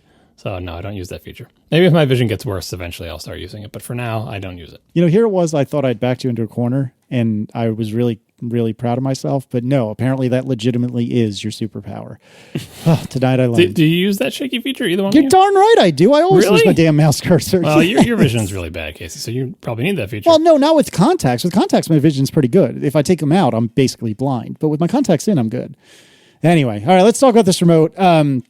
I should have brought it upstairs with me. I didn't think about that, so I can mess with it while I'm talking to you guys. But I really like it. It is not the panacea that I thought it would be, but it is definitely way better. And I am not a prior remote hater. I just thought the prior remote was fine. It was annoying in ways. It was good in ways. It was fine. This is just my opinion. I know a lot of people disagree. But this new one I really like, and I'm jumping ahead ever so slightly. However, I still am unconvinced. I feel like the whole world is trolling me because this whole jog dial click wheel thing does not exist as far as I can tell. Did you see the demo video I put in the notes? I didn't until just a moment ago, and so I wasn't listening to it. And Mike Hurley, from Upgrade and Connected, was telling me, no, you got to hold your finger on it or something. I don't know. Have you made this work? Because I've never made this work. It didn't even occur to me to try that feature when I was actually using the Apple TV to, watch TV. So the first time I saw the feature in action was in this tweet that someone has a video of them doing it. And the interface is exactly what I thought it would be. If you just told me, what do you think it's going to look like? Exactly what it looks like. So I don't know, I'm sure the procedure, but my guess would have been pause the show, put your finger on the jog dial, and then in the timeline, in the little scrubby timeline on your TV screen, where you have the little dot showing your current position in the timeline, suddenly a little circle will appear around that with a dot in it, like a jog dial, around the part where you are. And then as you move your finger on the remote in a circle, you will see that circle roll like a wheel as the timeline scrubber thing moves back and forth. Now, I think part of the problem is, and this was again discussed privately between Mike and me and a few other people, I think I had tried this. I feel like I tried this in a couple of apps, but Plex was definitely one of them. And I am fairly confident that Plex does not use the out-of-the-box video player. So in that case, I think it's a combination of me not really knowing how to activate the feature and the app I was using didn't support it. But I could swear I tried it in the Apple TV app because I've been rewatching Ted Lasso in preparation for it coming back next month or 2 months from now. And I swear I tried it in the Apple TV app and I didn't get it to work then. So I'm sure it's at least in part user error, maybe it's entirely user error. But I really want to see this and try it. And for the life of me, I just can't get it to work right. Did you remember if you paused first or not? I thought so, but again, I'm not confident I did. And since I had this conversation with Mike, I haven't had a chance to go down and try it. But I will definitely try it, and maybe we can do a very brief follow-up next week. Yeah. I'm not sure how much I'm going. I mean, I'll try it, just now because I'm curious. But it's not a feature that I was looking for. Is like I really need a way to scrub around timelines more quickly because that's one of the few things that the swipey touchpad was actually okay at, right? And the thing is, I don't think the jog dial in theory, the jog dial could give you more precision than swiping, but I'm not sure it really does because if it did give you that much more precision, it would take forever to jog your way any appreciable distance because you'd be drawing tons and tons of tiny little circles with your thumb, right? So I'll try it and see what it's like. But I think with this remote, we talked about it a lot when it was introduced, but none of us had one in our hands.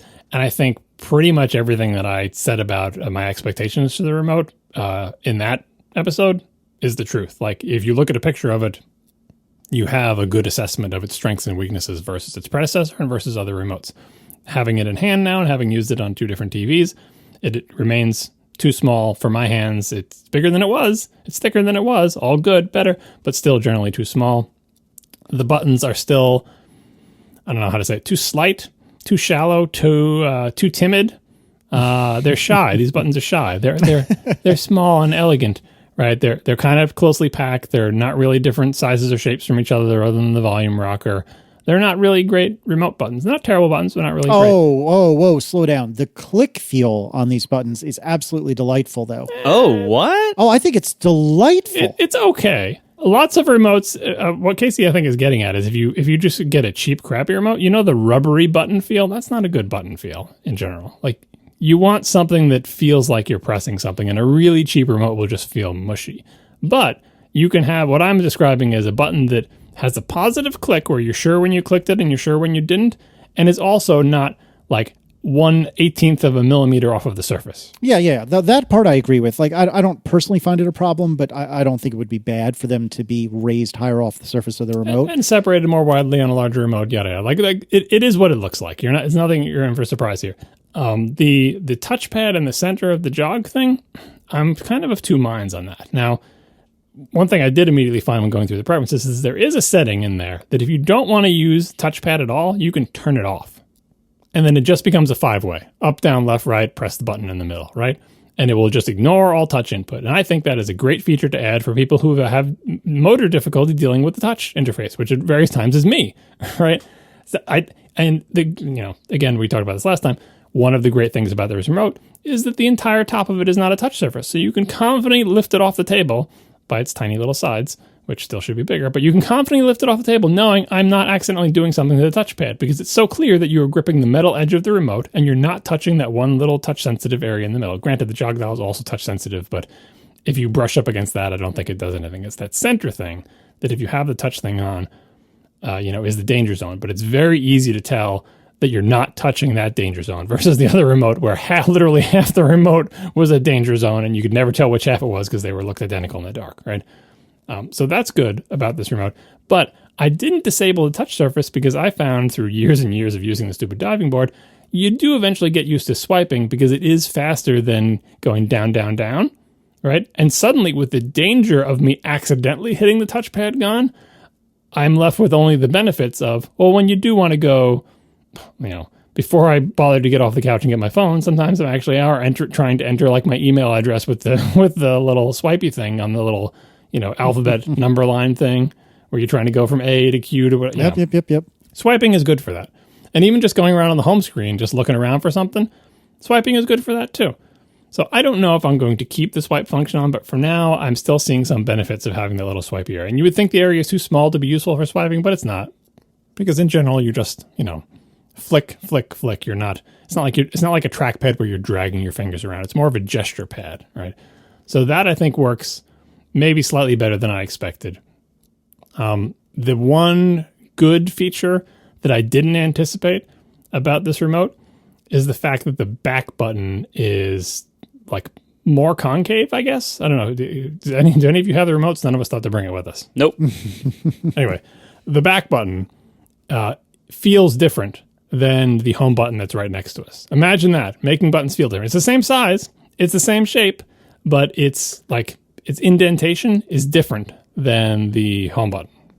So when it's dark and you've got the remote in your hand, which is no longer symmetrical, and you're moving your finger off of the touchpad onto the back button, it's very clear to your finger that you are on the back button because it feels different. I'm pretty sure it's more concave than the others, right? Maybe the other ones are totally flat and this is the only concave one. It doesn't have a big white outline around it like the menu button did. This difference in feel is merely the top surface of the button feels different, and that tiny little thing, it's like an ice water in hell, as Steve Jobs would say. Imagine that. Different things feeling different on a remote in a tiny way, in the smallest possible way. It doesn't, because again, if you're looking at the photos, we never would have picked this up, but it makes such a big difference. That's what you want out of a remote. You want different things to feel different so that you can, that's one of the great things about the TiVo remote. You pick that thing up in your hand and you can feel where the buttons are with just your finger without looking at them, and you will be sure that you're on the one that you expect because it's like a, I don't know how you describe it. Like it's like a map. Everything is a different shape, and there's no ambiguity, right? When you're on that pause button or on the button to the right or the left of it, or you move up to the 5-way pad, everything feels different.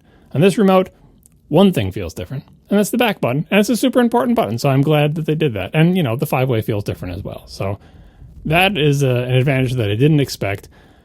I've seen some complaints about the play, pause, and mute. Oh, that's me. That's being me right in different here. positions. Yep. Oh, it's driving me bananas. So to back up, just to establish context here, on the prior remote, there were 3 buttons kind of below the fold, if you will. And of those, the upper left was the Siri button, the bottom left was play pause, and then the entire right side was volume up and volume down. Now, in where the Siri button was, which is the button that I never hit, is now play pause, which is the button I hit more than any other. In the bottom left, which is where the play pause button used to be, is mute, which is a button that I do want to hit from time to time, but like a tenth as much as play pause. And then the right-hand side is still volume up down. So in effect, they've taken the play pause button, moved it up to a different spot, and then taken a entirely new to the remote button, the mute button, and put it where play pause used to be. So every time I play pause, I hit the friggin' mute button every single time, and it's driving me nuts. And I'm sure I will eventually retrain myself, but it's driving me absolutely batty, and I don't understand why they did it that way. I just don't.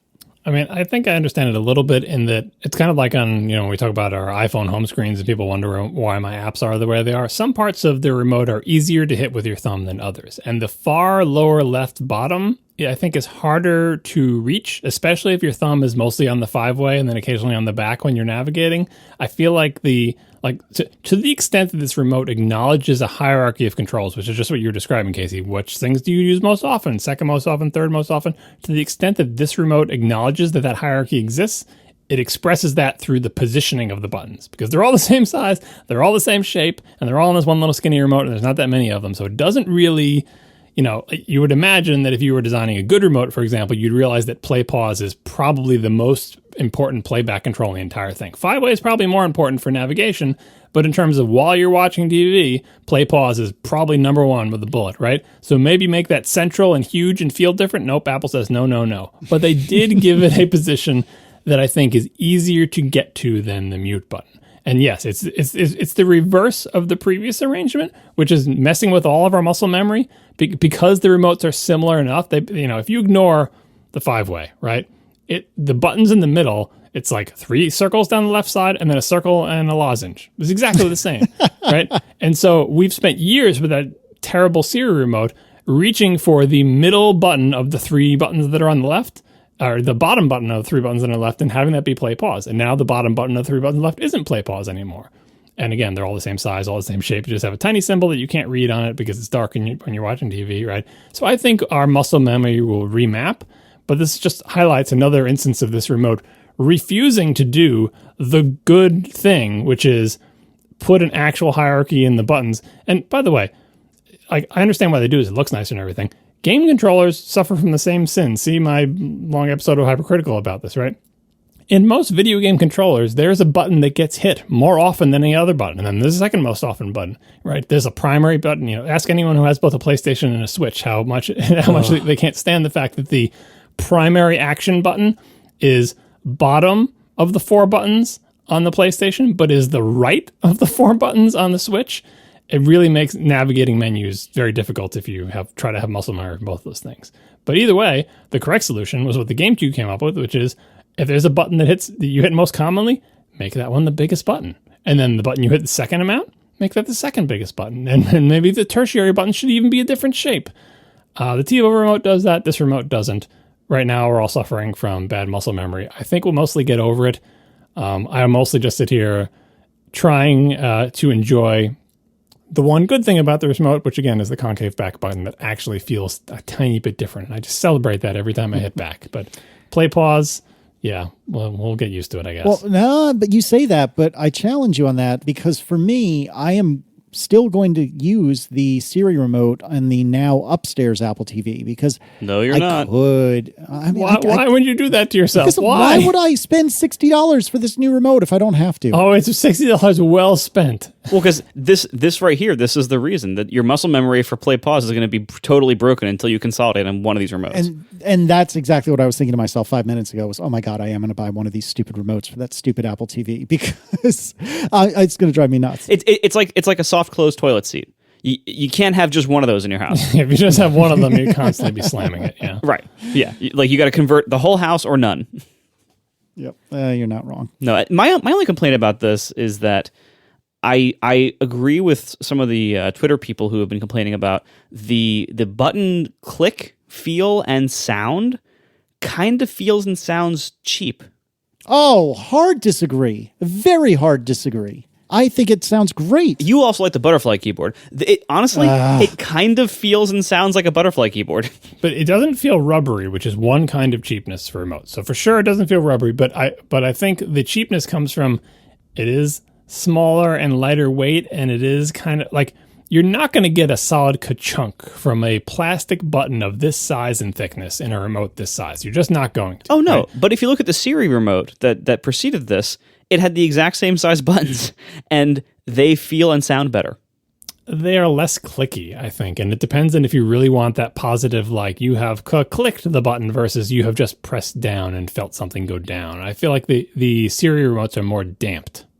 They are, but I think that makes them feel a little bit nicer and more luxurious. Like the last thing you want in like your TV environment is to hear loud clicks from your buttons on your remote, and it doesn't feel high quality. Yeah, I feel like we're getting with the volume control, like because you might be adjusting the volume while you're watching, and you don't want to hear click, click, click, click, click, click. So I see what you're getting at there. It's just that I never use the volume on this thing anyway, so I don't have that problem. Oh, then you're not even qualified.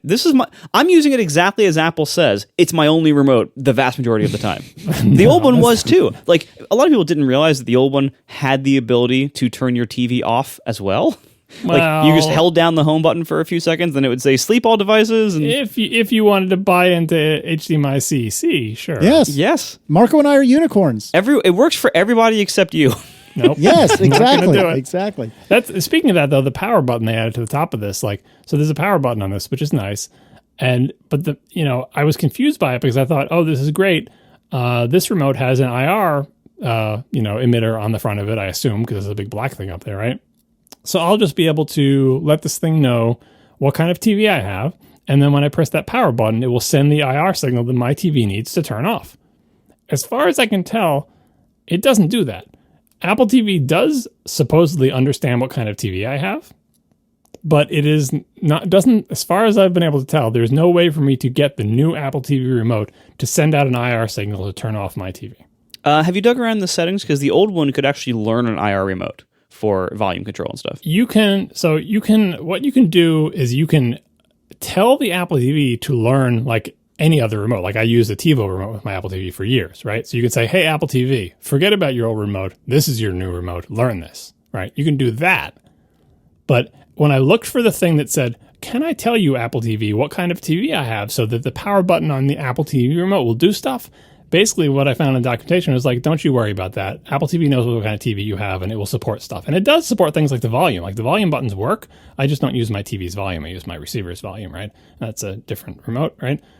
But I don't think there's any way, like it knows what kind of TV I have, and in theory, it knows what kind of IR signal it should emit to turn my television off, but it's just not going to do it. And if you look at the support document, it says, hey, you want Apple TV to turn TV off? Use HDMI CEC. And that's where I say, nope.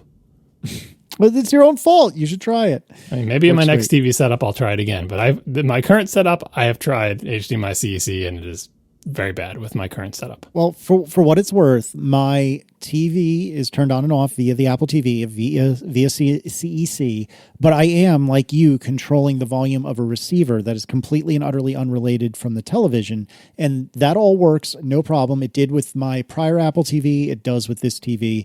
I guess I just have a better TV than you is what it boils down to, because it actually works with CEC. I mean, you do. Remember, I don't even have a 4K TV. I know. Well, that's right. I forgot. I knew it was plasma. I forgot it wasn't 4K. Don't worry. I'll make you feel a lot better about my TV situation. There's no 4K plasmas, Casey. Yeah. Well, fair. I don't keep up with it as much as you. All right. Who wants to talk about calibration, which is something I haven't done yet, but should probably do? Yeah, we talked about this a few times on past episodes. My main objection being that it doesn't actually calibrate your TV. It calibrates the output of your Apple TV, which has many limits. Calibrates your brain, man. Yeah, which has many limitations to it. But a lot of people did a bunch of tests on this. My favorite my favorite television techie YouTube channel, HD TV Test, despite the fact that the host of that channel tries to make a sexual innuendo joke in every single one of his videos, and every single time I'm like, I'm begging you, stop doing this. Stop doing. Anyway, other than that, the TV content is really good. And he did a test of the Apple TV calibration. We'll put a link in the show notes if you want to see this video. It gets very techie into the details of calibration. He basically says the same things like, hey, there's a bunch of settings in your TV that Apple TV can't change. So if you actually want to calibrate your TV, you actually have to calibrate your TV. But if you're not a professional TV calibrator like the person who runs this channel, and you just want to use this feature to make your TV better, especially if your TV is on some horrendous preset that really mangles the colors, it can get you closer to being calibrated. So I figured I should try this on my TV too, just to see how it works. maybe it's because my TV is super duper old, as we just established. It is a non 4K plasma television. This Apple TV calibration feature is extremely confused by my plasma television. Right. So I'm not sure if you've ever seen like a slow-mo video of what a plasma TV does to put its picture on the screen, especially older plasma TVs. It is not what you expect. It is not as if there's a line scanning from top to bottom. It's not as if it changes the image on the screen and then waits and changes the image to something else. It basically builds the image from a series of colored dots that are put up on the screen sequentially. And if you see it in slow motion, it looks like nothing. But if you see it in full motion, it looks like a picture because, again, see our human visual system being messed up. So I tried to use the feature. It said, oh, look at these sparkly things. Hold your phone 1 inch from the screen and inside this thing. I did that for a surprising amount of time.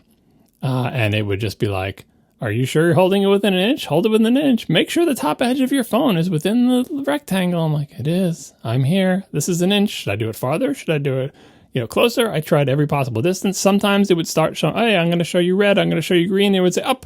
Where's your phone? Did you take your phone away? Put your phone in the rectangle. I spent a long time. It was like Poltergeist episode. I spent a long time. My arm was getting tired. Holding my phone. Yeah. Is this the right distance? How far away should I be? Closer? Farther? Try to. Oh my God. I think it just doesn't know what to make of like the cameras in my iPhone. And again, I'm using an iPhone 12 Pro, the latest Apple TV. The only thing that's ancient in this setup is my stupid TV. Eventually, I got it to go through a calibration cycle. What was different about the, 5 minutes into this, the 90th time I tried this and the other times? I have no idea. But it was super finicky for me. I don't blame the device. I blame my ancient TV. But anyway, after it did everything, it gives you a screen that lets you swipe back and forth from like, I forget what it says, like original or calibrated, basically like A/B test. Like it shows you a video of an aerial view, probably like a drone footage of like a beach with water, and it lets you switch back and forth. Here's what you were like before, and here's what we calibrated you to. And kind of like the 256 kilobit AAC and the lossless version of the same file, I would switch back and forth. I'm like, is anything changing?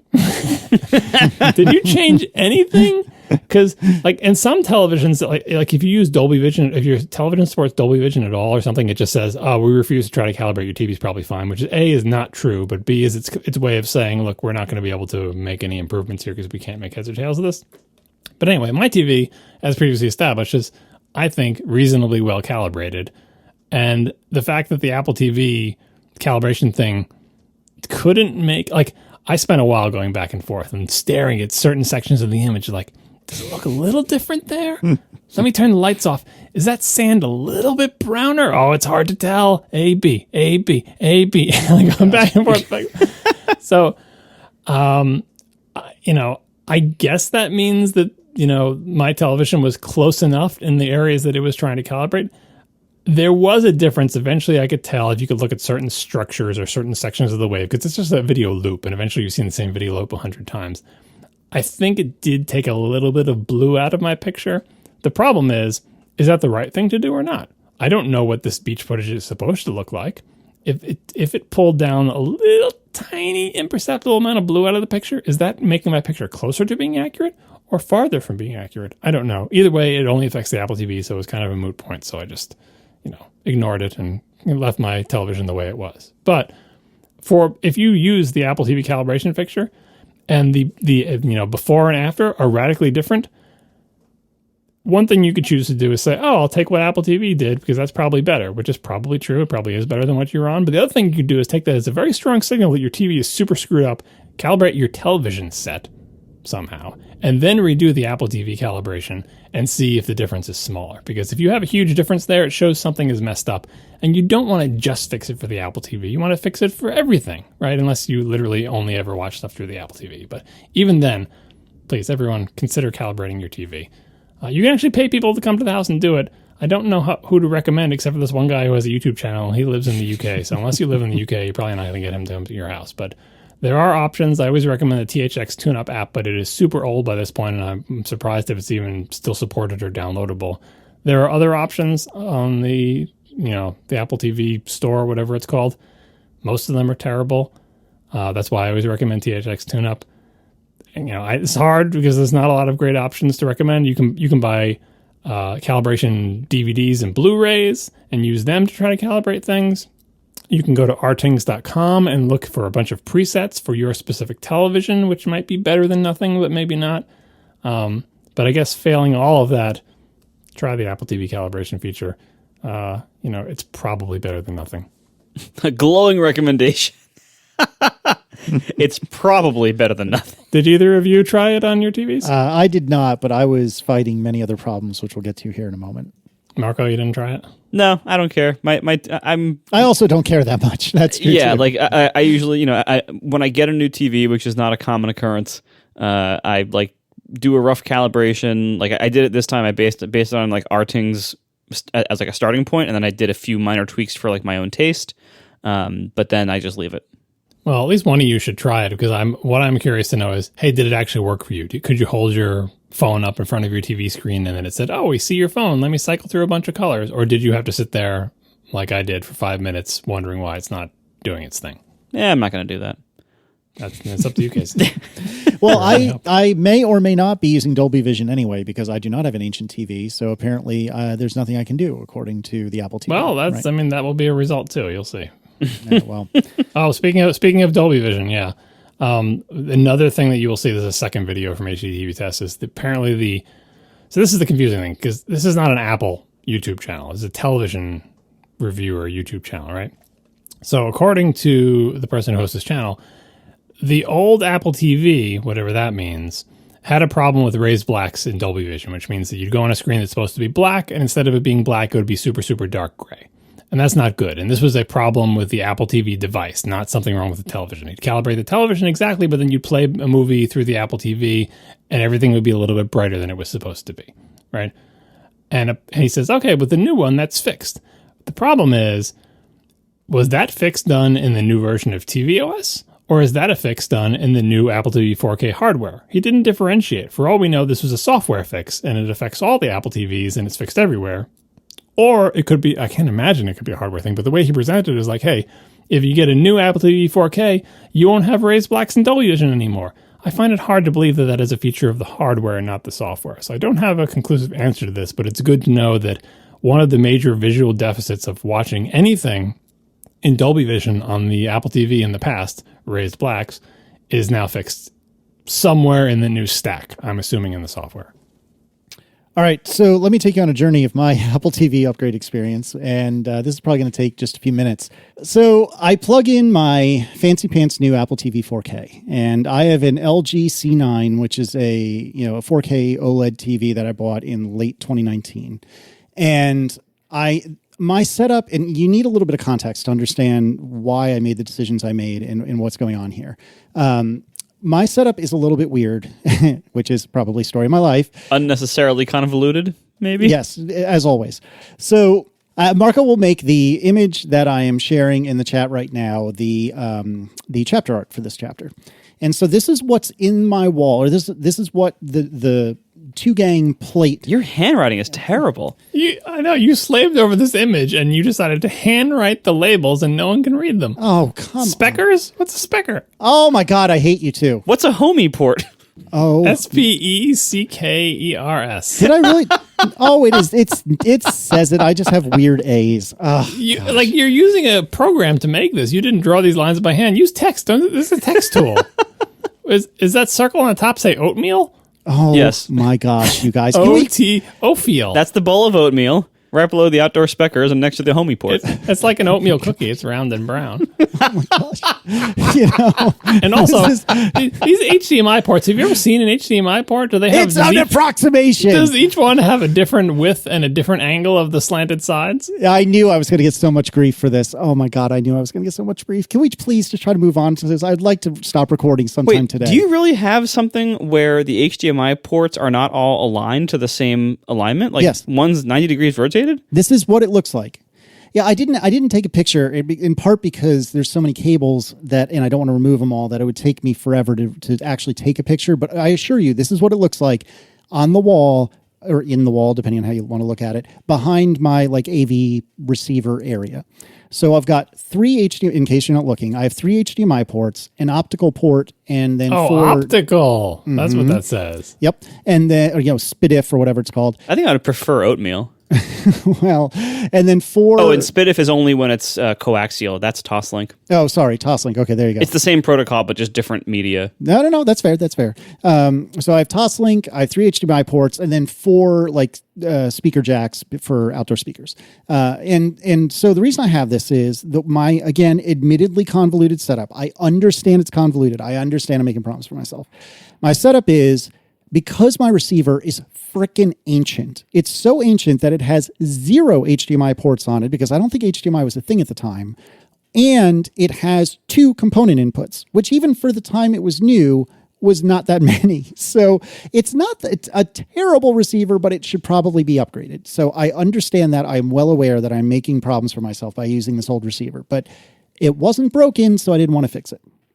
All right. So the way this works is I have optical going from the TV through the wall and then coming out of this port and into the receiver. And so whatever the TV is playing audio-wise is coming back out of the TV through optical. And this is actually what eARC is sort of kind of trying to do as well.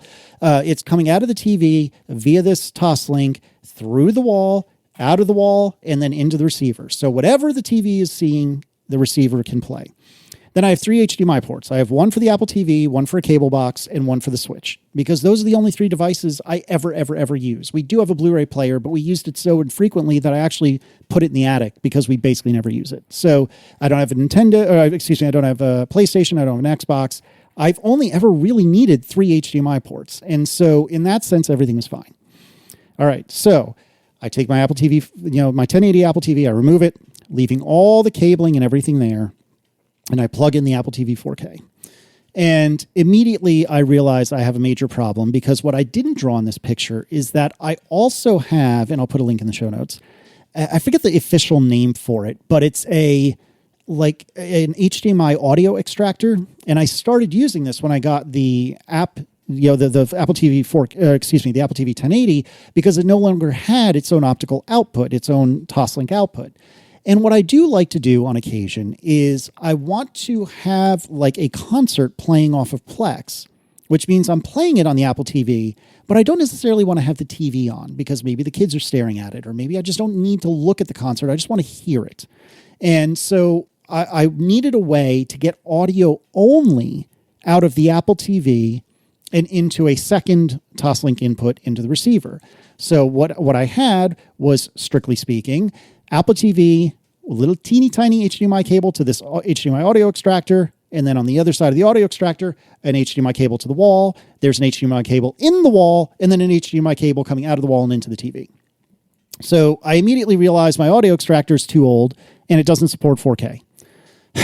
Fine. Okay, that's my own fault.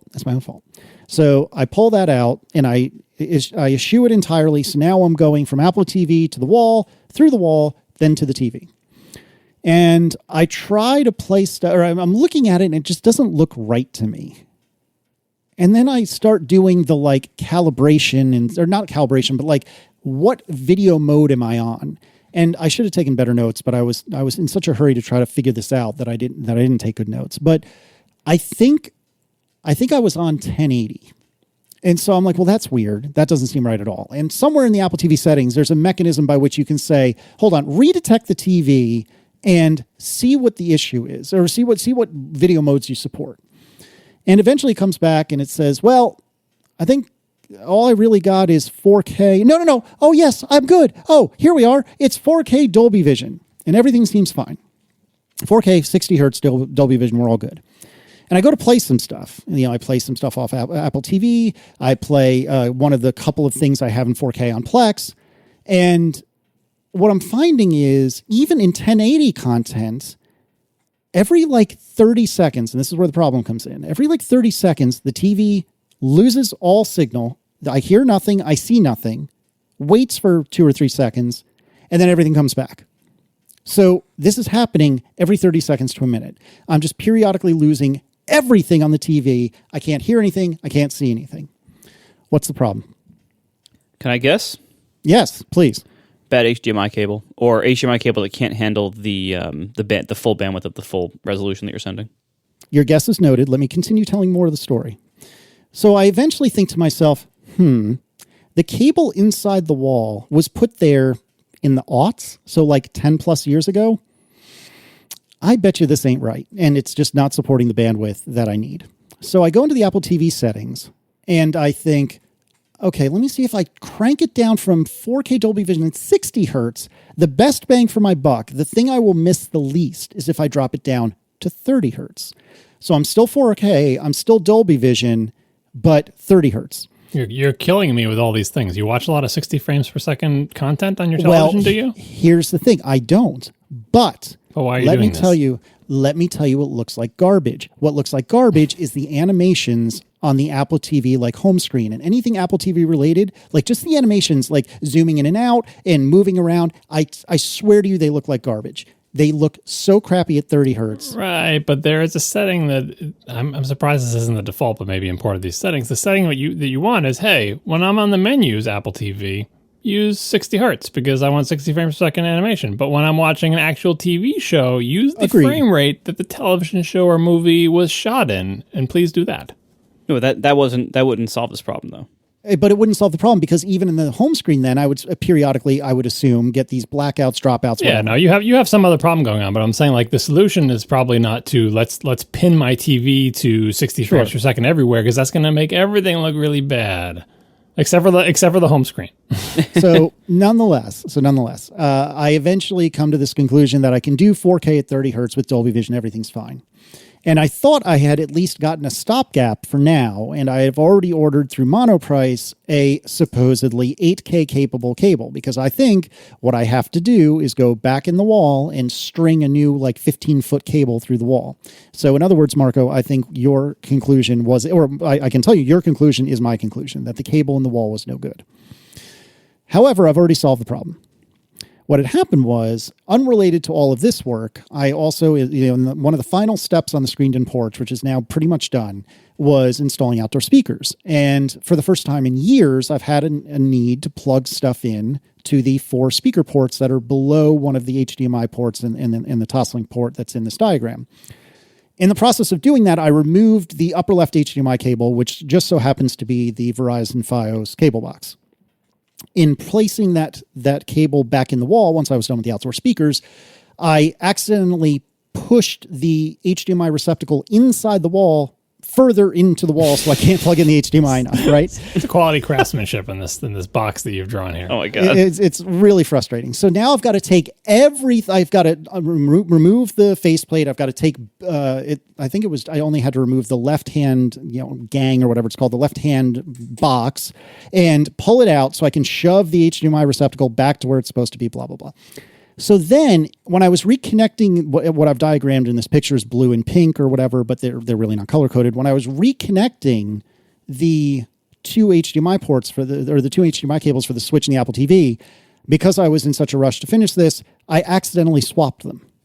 And I know this because all of a sudden my TV was like, whoa, there's something new here. And then it occurred to me, well, holy shit. I wonder if this cable happens to be better. And sure enough, I accidentally solved my problem because whatever 15-foot HDMI cable the Switch was on seems to be good enough to carry 4K Dolby Vision at 60 hertz. And now everything's good and I don't have to worry about anything. So you did swap it to a better cable. It just happened to be one that was already in your wall. Exactly. I was going to say it was kind of weird that your previous Apple TV was working, but then I again remembered your previous Apple TV was not 4K. Exactly right. So all of this to say, if either for bootleg people or regular show people, all of this to say, as it turns out, if you're having very wonky and intermittent like problems with video dropping out or something like that, it's worth, first of all, doing the HDMI test in the Apple TV, because that was my first hint. I don't remember if I said this in my dissertation just now, but there is an HDMI test in the Apple TV. In addition to the thing that tells you what resolutions the TV supports, there's a separate HDMI test. And when I was on the original HDMI port cable, what have you, it was like, nope, this ain't going to work. And so that was my first clue that something was not good here. But then, again, when I accidentally swapped them and ended up accidentally solving my problem, I did the HDMI test again. It was like, oh yeah, you're good. You're good to go. So this not too cheap 8K, theoretically 8K capable HDMI cable that's on its way from California to me, it will probably eventually have to go in the wall, and I will do it one day, but the good news is I don't have to do it today. So all told, I'm mostly good to go.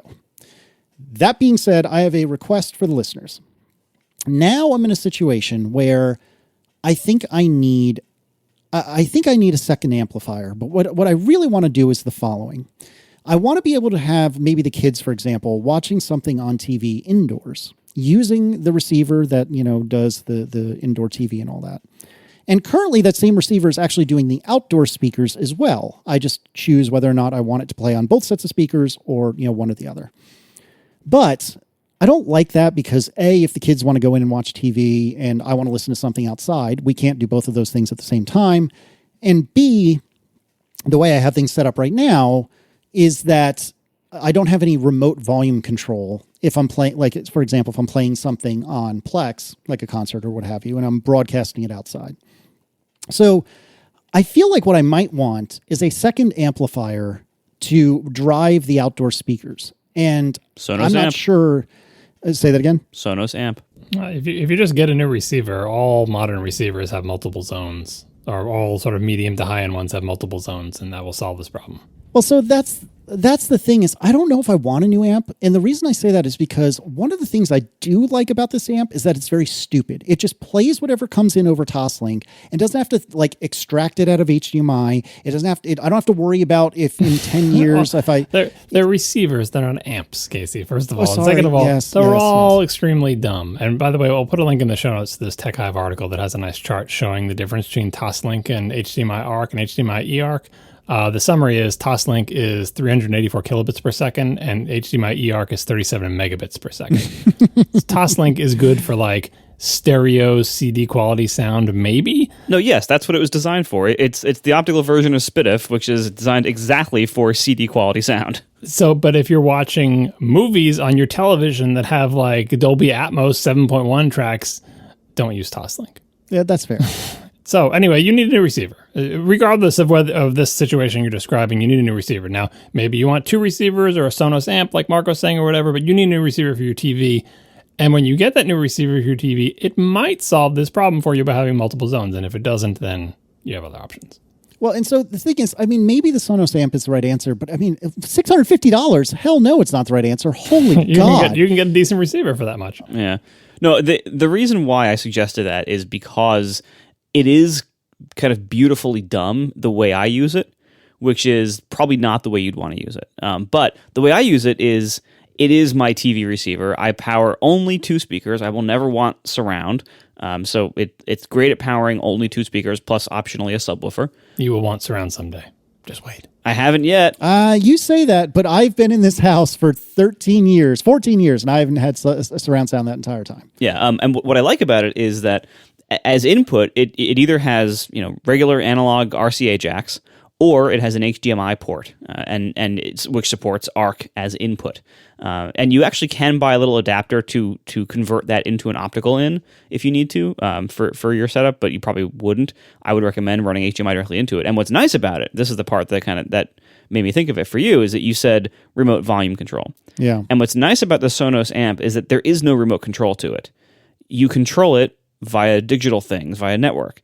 And it is an AirPlay 2 native device. And so what this means is you can AirPlay something to it from your phone. So can anybody else on your Wi-Fi network. And then you just control it from the AirPlay 2 interface and control center on your phone. And you never have to use the terrible Sonos app. I never do. You literally just control it as an AirPlay device or as a TV input device. And it correctly switches between them. Like if it receives an audio signal over the HDMI port, that takes priority over anything else. So if you're playing AirPlay and then somebody wants to watch TV, it'll take over with the TV. It's a very well implemented device for a very narrow set of requirements that I happen to fit. Mm-hmm. And I absolutely love the Sonos amp for this purpose, because then I don't need a separate amp. I don't need a separate receiver, because the other features that receivers tend to offer are all things I don't really need or want. And the Sonos amp is a really nice product for exactly if you want a optionally TV connected 2-channel speaker amp that is also AirPlay 2 and has no other requirements. It's fantastic. And I don't know of anything else in the market that is like that.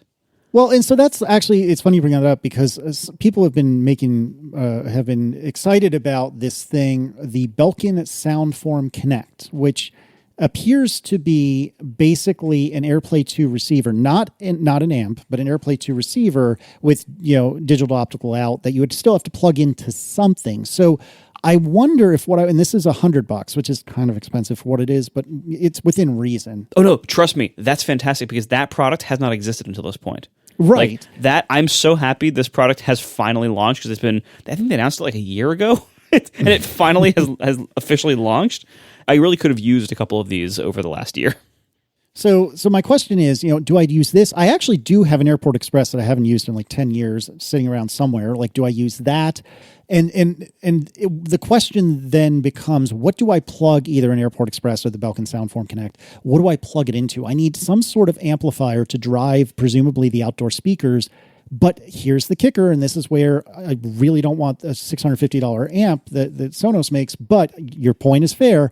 How do I control the volume remotely? Because I really, really, really want to do that. The whole point of half the stuff I've done in the Screened-In Porch, we actually have an update about that for the after show, but half the stuff I did in the Screened-In Porch, I really wanted to be able to control via my phone.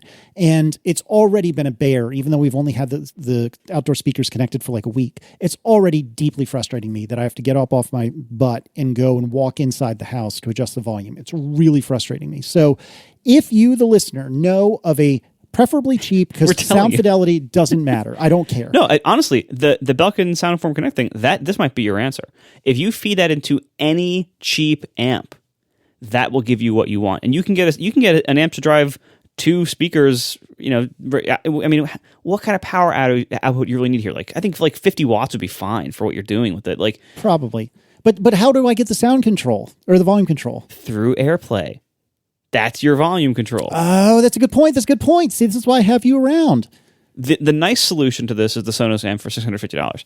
The cheap solution, Casey solution. Yeah, the cheap solution to this is probably a Soundform Connect and whatever like cheap 50-watt two-channel speaker amp that you want to plug it into. You can get those for like $50-$60 on Amazon. The little desktop ones or whatever. Like those are easy to find. Keep the amp at a fixed volume, a high fixed volume. Yeah, I know what you're saying. And then just use the line input the line output from the Belkin thing and control it via AirPlay.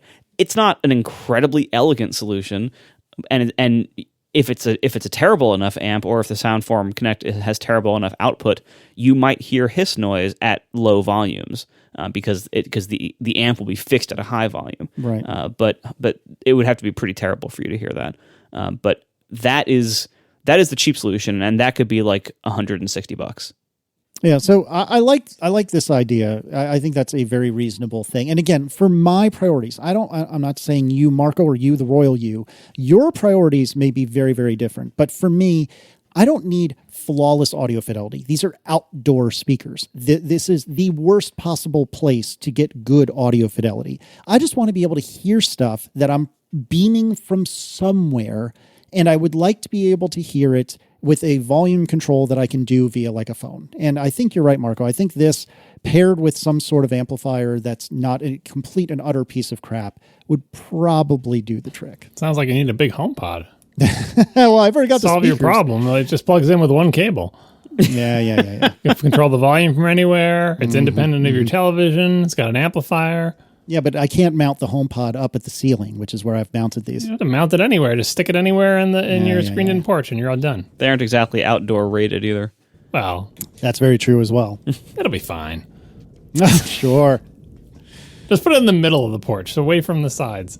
Yeah, there you go. All right, so anyway, listeners, all kidding aside, I like what Marco's got going here, but if you have a solution that, I think I'd like to spend like no more than $200 on this. If you have a solution that you think would work, please, send me an email or tweet at me, because I'd love to hear. This is one of those times where I really do want to hear input. If you think that you have a different way of handling this, I'd love to. Or if you have an amplifier that you recommend or whatever the case may be, please let me know. I'd be interested to hear. I agree with you, Marco, that the Sonos is probably the right-est answer.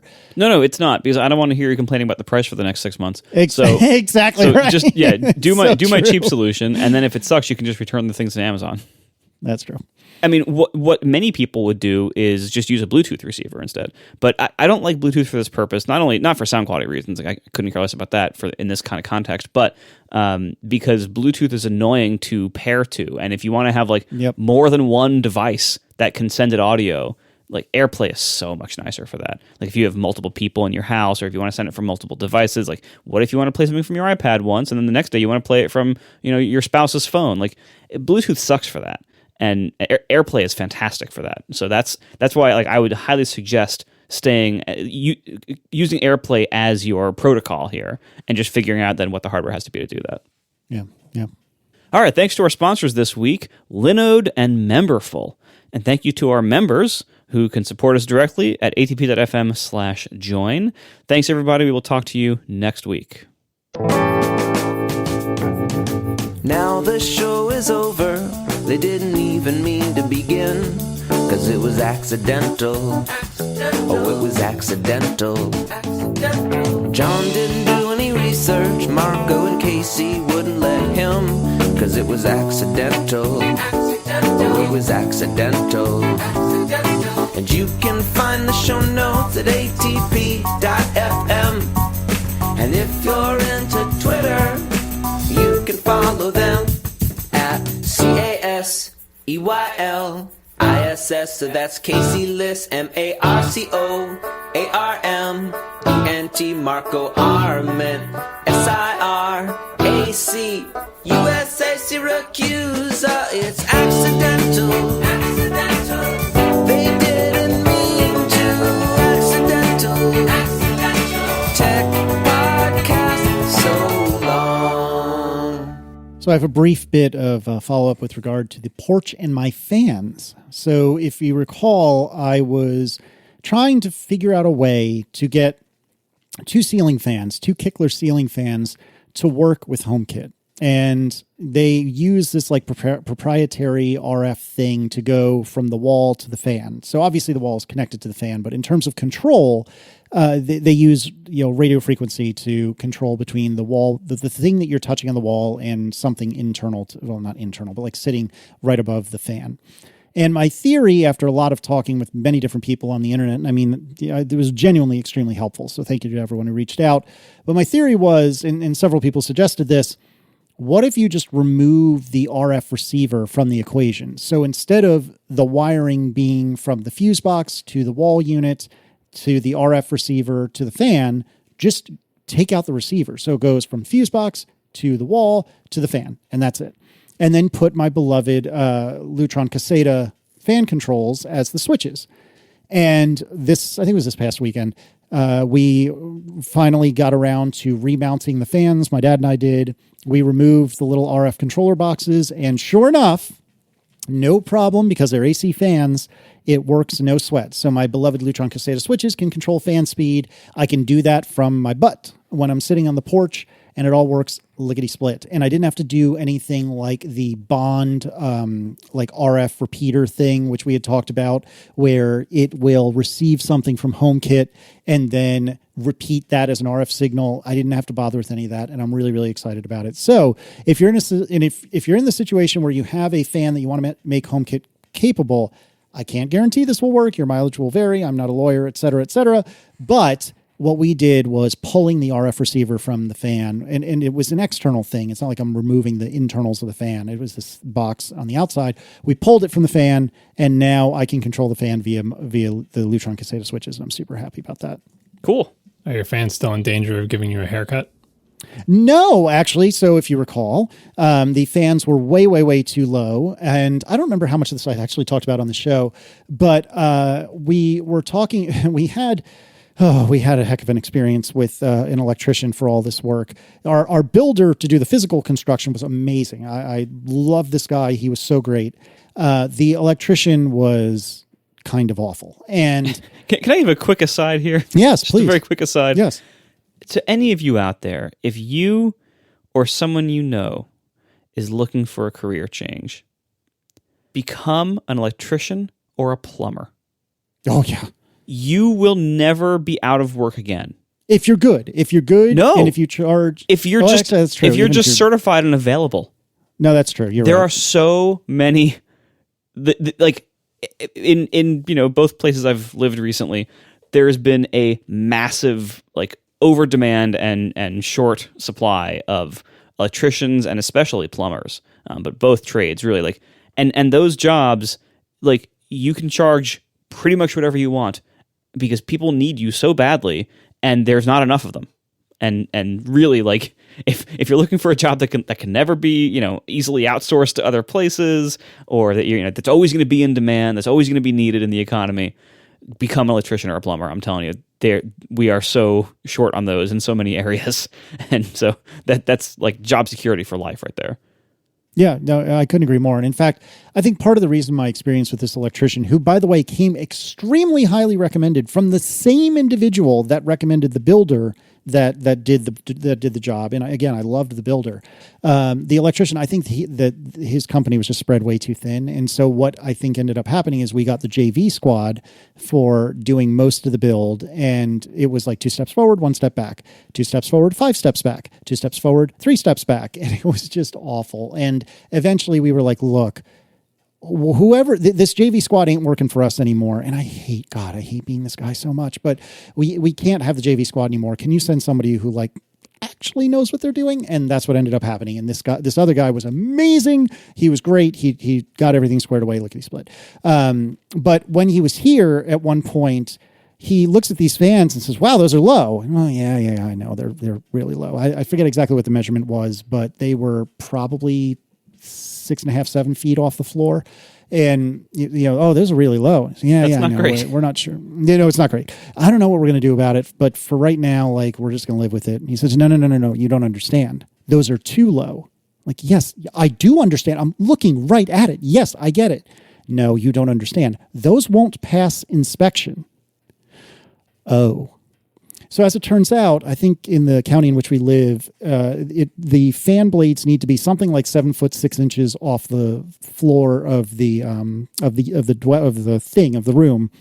And when we measured these things, like I said, were like 6'6" or 7 foot off the floor or something like that. So they were easily 6 inches to a foot lower than they could be to pass inspection. And so Aaron and I, being the goody two shoes we are, were like, whoa, what do we do? Can we raise them up? Oh my God, what do we do? And the guy was like, all right, look, I'm going to be here all day. So first of all, let me just kind of think about what to do about this in the first place. And let me see if I can find any sort of solution to bring these up, because these fans were not flush mount. I had actually emailed Kickler, the company that makes them, was like, hey, can I flush mount these? Is there anything I can buy to do that? And they were like, no. And so I went looking for like a smaller down rod, which is the thing that the fan is hanging on. And we got one that was marginally smaller, but it really didn't make a noticeable difference. And so we were like, I don't know what to do.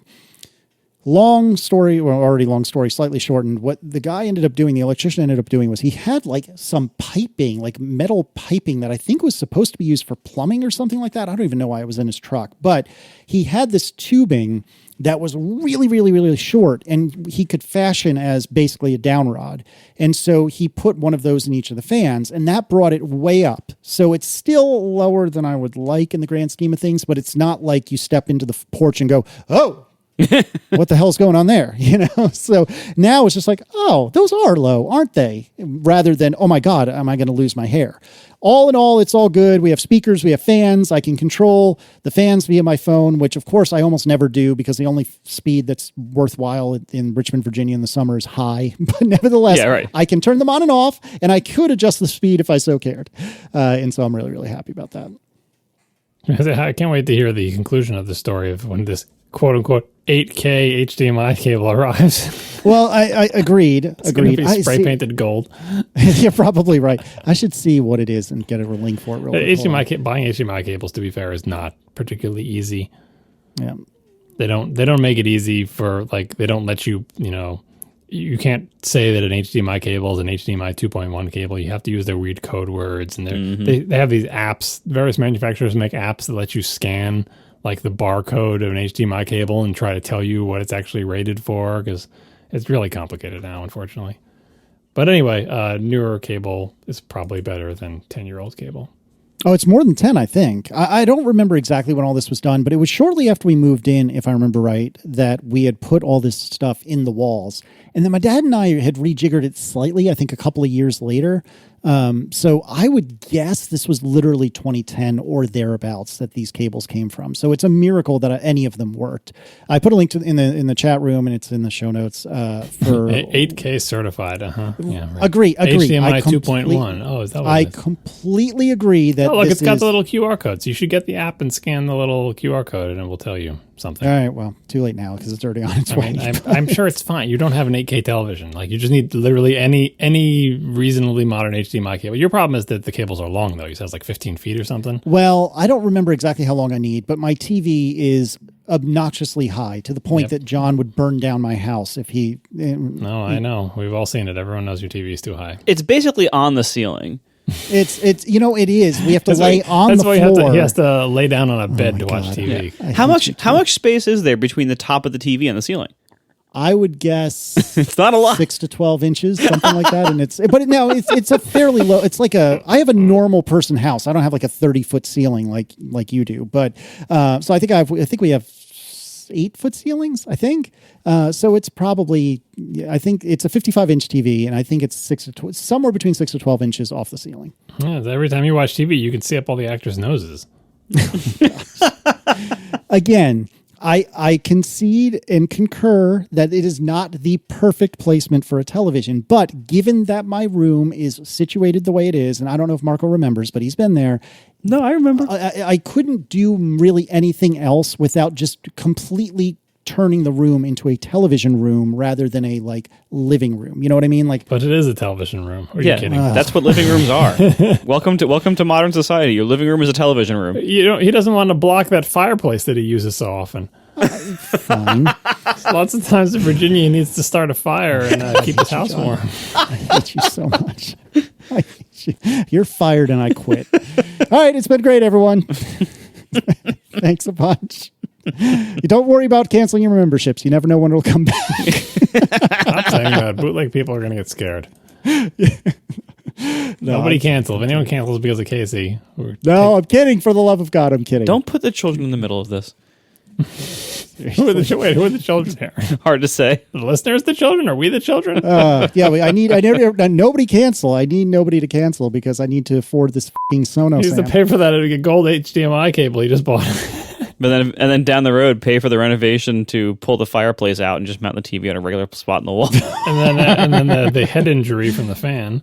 Nearly. You're going to jump up from your chair one day in surprise. And No, I kid you not. I guarantee there will come a time before we move out of this house that we're going to be playing cards or something outside. And I'm going to have a really good hand of and I'm not talking like poker or something like that. I'm talking like something old man like, like Aaron and I used to play 500 rummy a lot out there, when we were just the two of us. And I'll get like a really good hand in 500 rummy or something like that. Next thing you know, I'll jump up. Yes. And then, oh God, I don't have hands anymore. I think as long as the blade doesn't hit your eye, you're probably okay. It's not going to be comfortable, but I don't think it's going to cut your hand off. I dislike fans strongly. Wait, what's wrong with fans, John? I don't like fans, period. And my wife, oh my God. My wife grew up in a house where every single room. What is wrong with you? Because I don't want someone constantly blowing on me. Yeah, but I disagree. How do you what I like about ceiling fans is that they extend much further upwards the comfortable temperature range that you can sleep in a room without using the air conditioning. Yeah, people are just addicted to fans. They just need to have the noise. They need to have the wind constantly blowing on them. Especially probably people also who are often hot, right? People who really run hot or run cold. If you run hot, you probably want air constantly blowing past you to take all your body heat away, so you don't get overheated. Yeah, I run hot. Yep, same. I do not. I do not want fans. I don't want the noise. I don't want the breeze. I don't want any of it. Yeah, but that's because you're always cold. It really what I love about fans is that if you're in a place that doesn't have a lot of wind, which my other you are not in a place that doesn't have a lot of wind, Marco. No, but I was for the last 10 years, and it's so nice to have a constant slight breeze if it's artificially created. If you can't get a natural one, because like no, otherwise, if it's like 74 degrees, it's so hard to sleep, and that's stupid. Like, and I hate having to use air conditioning if I don't have to. Like, I would so much rather prefer not using air conditioning. Well, so you're saying you only need it in the bedroom? Is the only place you want a fan is in the bedroom? I like a ceiling fan in the bedroom and in the office, because those are the two places where I have to like sit for a long, like stay for a long time. So you get a fanless Mac and you install a gigantic fan in the room with your Mac. Yeah, it's quieter. Oh, No, like in the summertime, like I don't like using the air conditioning in my office more than I have to. Like I would rather, like I can be in my office comfortably up to about 80 degrees with the ceiling fan before I want to switch over to air conditioning, because they're effective, they're very good, and it saves a lot of energy. I think it's nicer. I'd rather be in a room with a fan that's a little bit warmer rather than having to switch over to air conditioning and then have like the weird cold hot transitions as I come in and out of the room or in and out of the house. Like I hate all that. If I don't have to do that, I'd rather not. So I greatly prefer, like, if a fan can keep me cool enough and I don't need to use the air, I'd rather not use the air. See, I have nothing. I love air conditioning more than almost anything. And I just really feel like for my comfort, I need two things. And this may make me very weird, and I'm okay with that. I need moving air almost always. It's very rare that I'm okay in still air. Wow, that was way too much rhyming. Oh my gosh. Secondly, I get uncomfortable if there isn't some sort of audio somewhere nearby. And I think this is where John and I would never be able to be roommates. No, this is terrible. You're just combining all the things that I don't like. You have an easy solution, Casey. Get a Mac Pro and put it on your desk. And live inside it. Just turn it around, like face the back towards you. Do you have the television on? Casey's gonna have the television on constantly at maximum volume with 7 ceiling fans in each room, all at full blast all the time. But all the TVs are going to be up on the ceiling. That's right. Up on the ceiling, that's exactly right. No, generally speaking, like when I'm around the house, whatever room I'm in will have the fan running, usually but not always, and pretty much always there will either be ambient music playing or I will be privately listening to a podcast. One of those two things is almost always happening. Do the other members of your family want this, or is it just you mostly? Aaron has learned to live with it, I think. Oh, God. It's a ringing endorsement. No, I don't know. That's not entirely true. Like Aaron, her family grew up they were big into white noise when sleeping, typically fans. Oh, my so this goodness. definitely qualifies John as the people who need the noise. So like Aaron cannot do silence. And I used to be able to do silence just fine in terms of sleeping, that is. I used to be able to do silent sleeping just fine. But now, after years and years and years of very faintly hearing the white noise machine in the kids' rooms because it's being piped through the monitor, now when there's silence, like it was right after New Year's, I think, my parents took the kids for the first time in months and months and months and months and months. And we had a night, just the two of us here at home. And we didn't have the monitor on because there were no kids, and there was no white noise machine on because no kids. And it was actually somewhat hard for me to sleep because I'm so used to now this stupid white noise. And I've had arguments with Erin where I've said, I don't want them addicted to this white noise like you freaking are, because she cannot sleep without some sort of fan. And now I've done it to myself. Well, I mean, it sounds like Casey should move to the beach because that's got white noise and wind at all the time. That's true.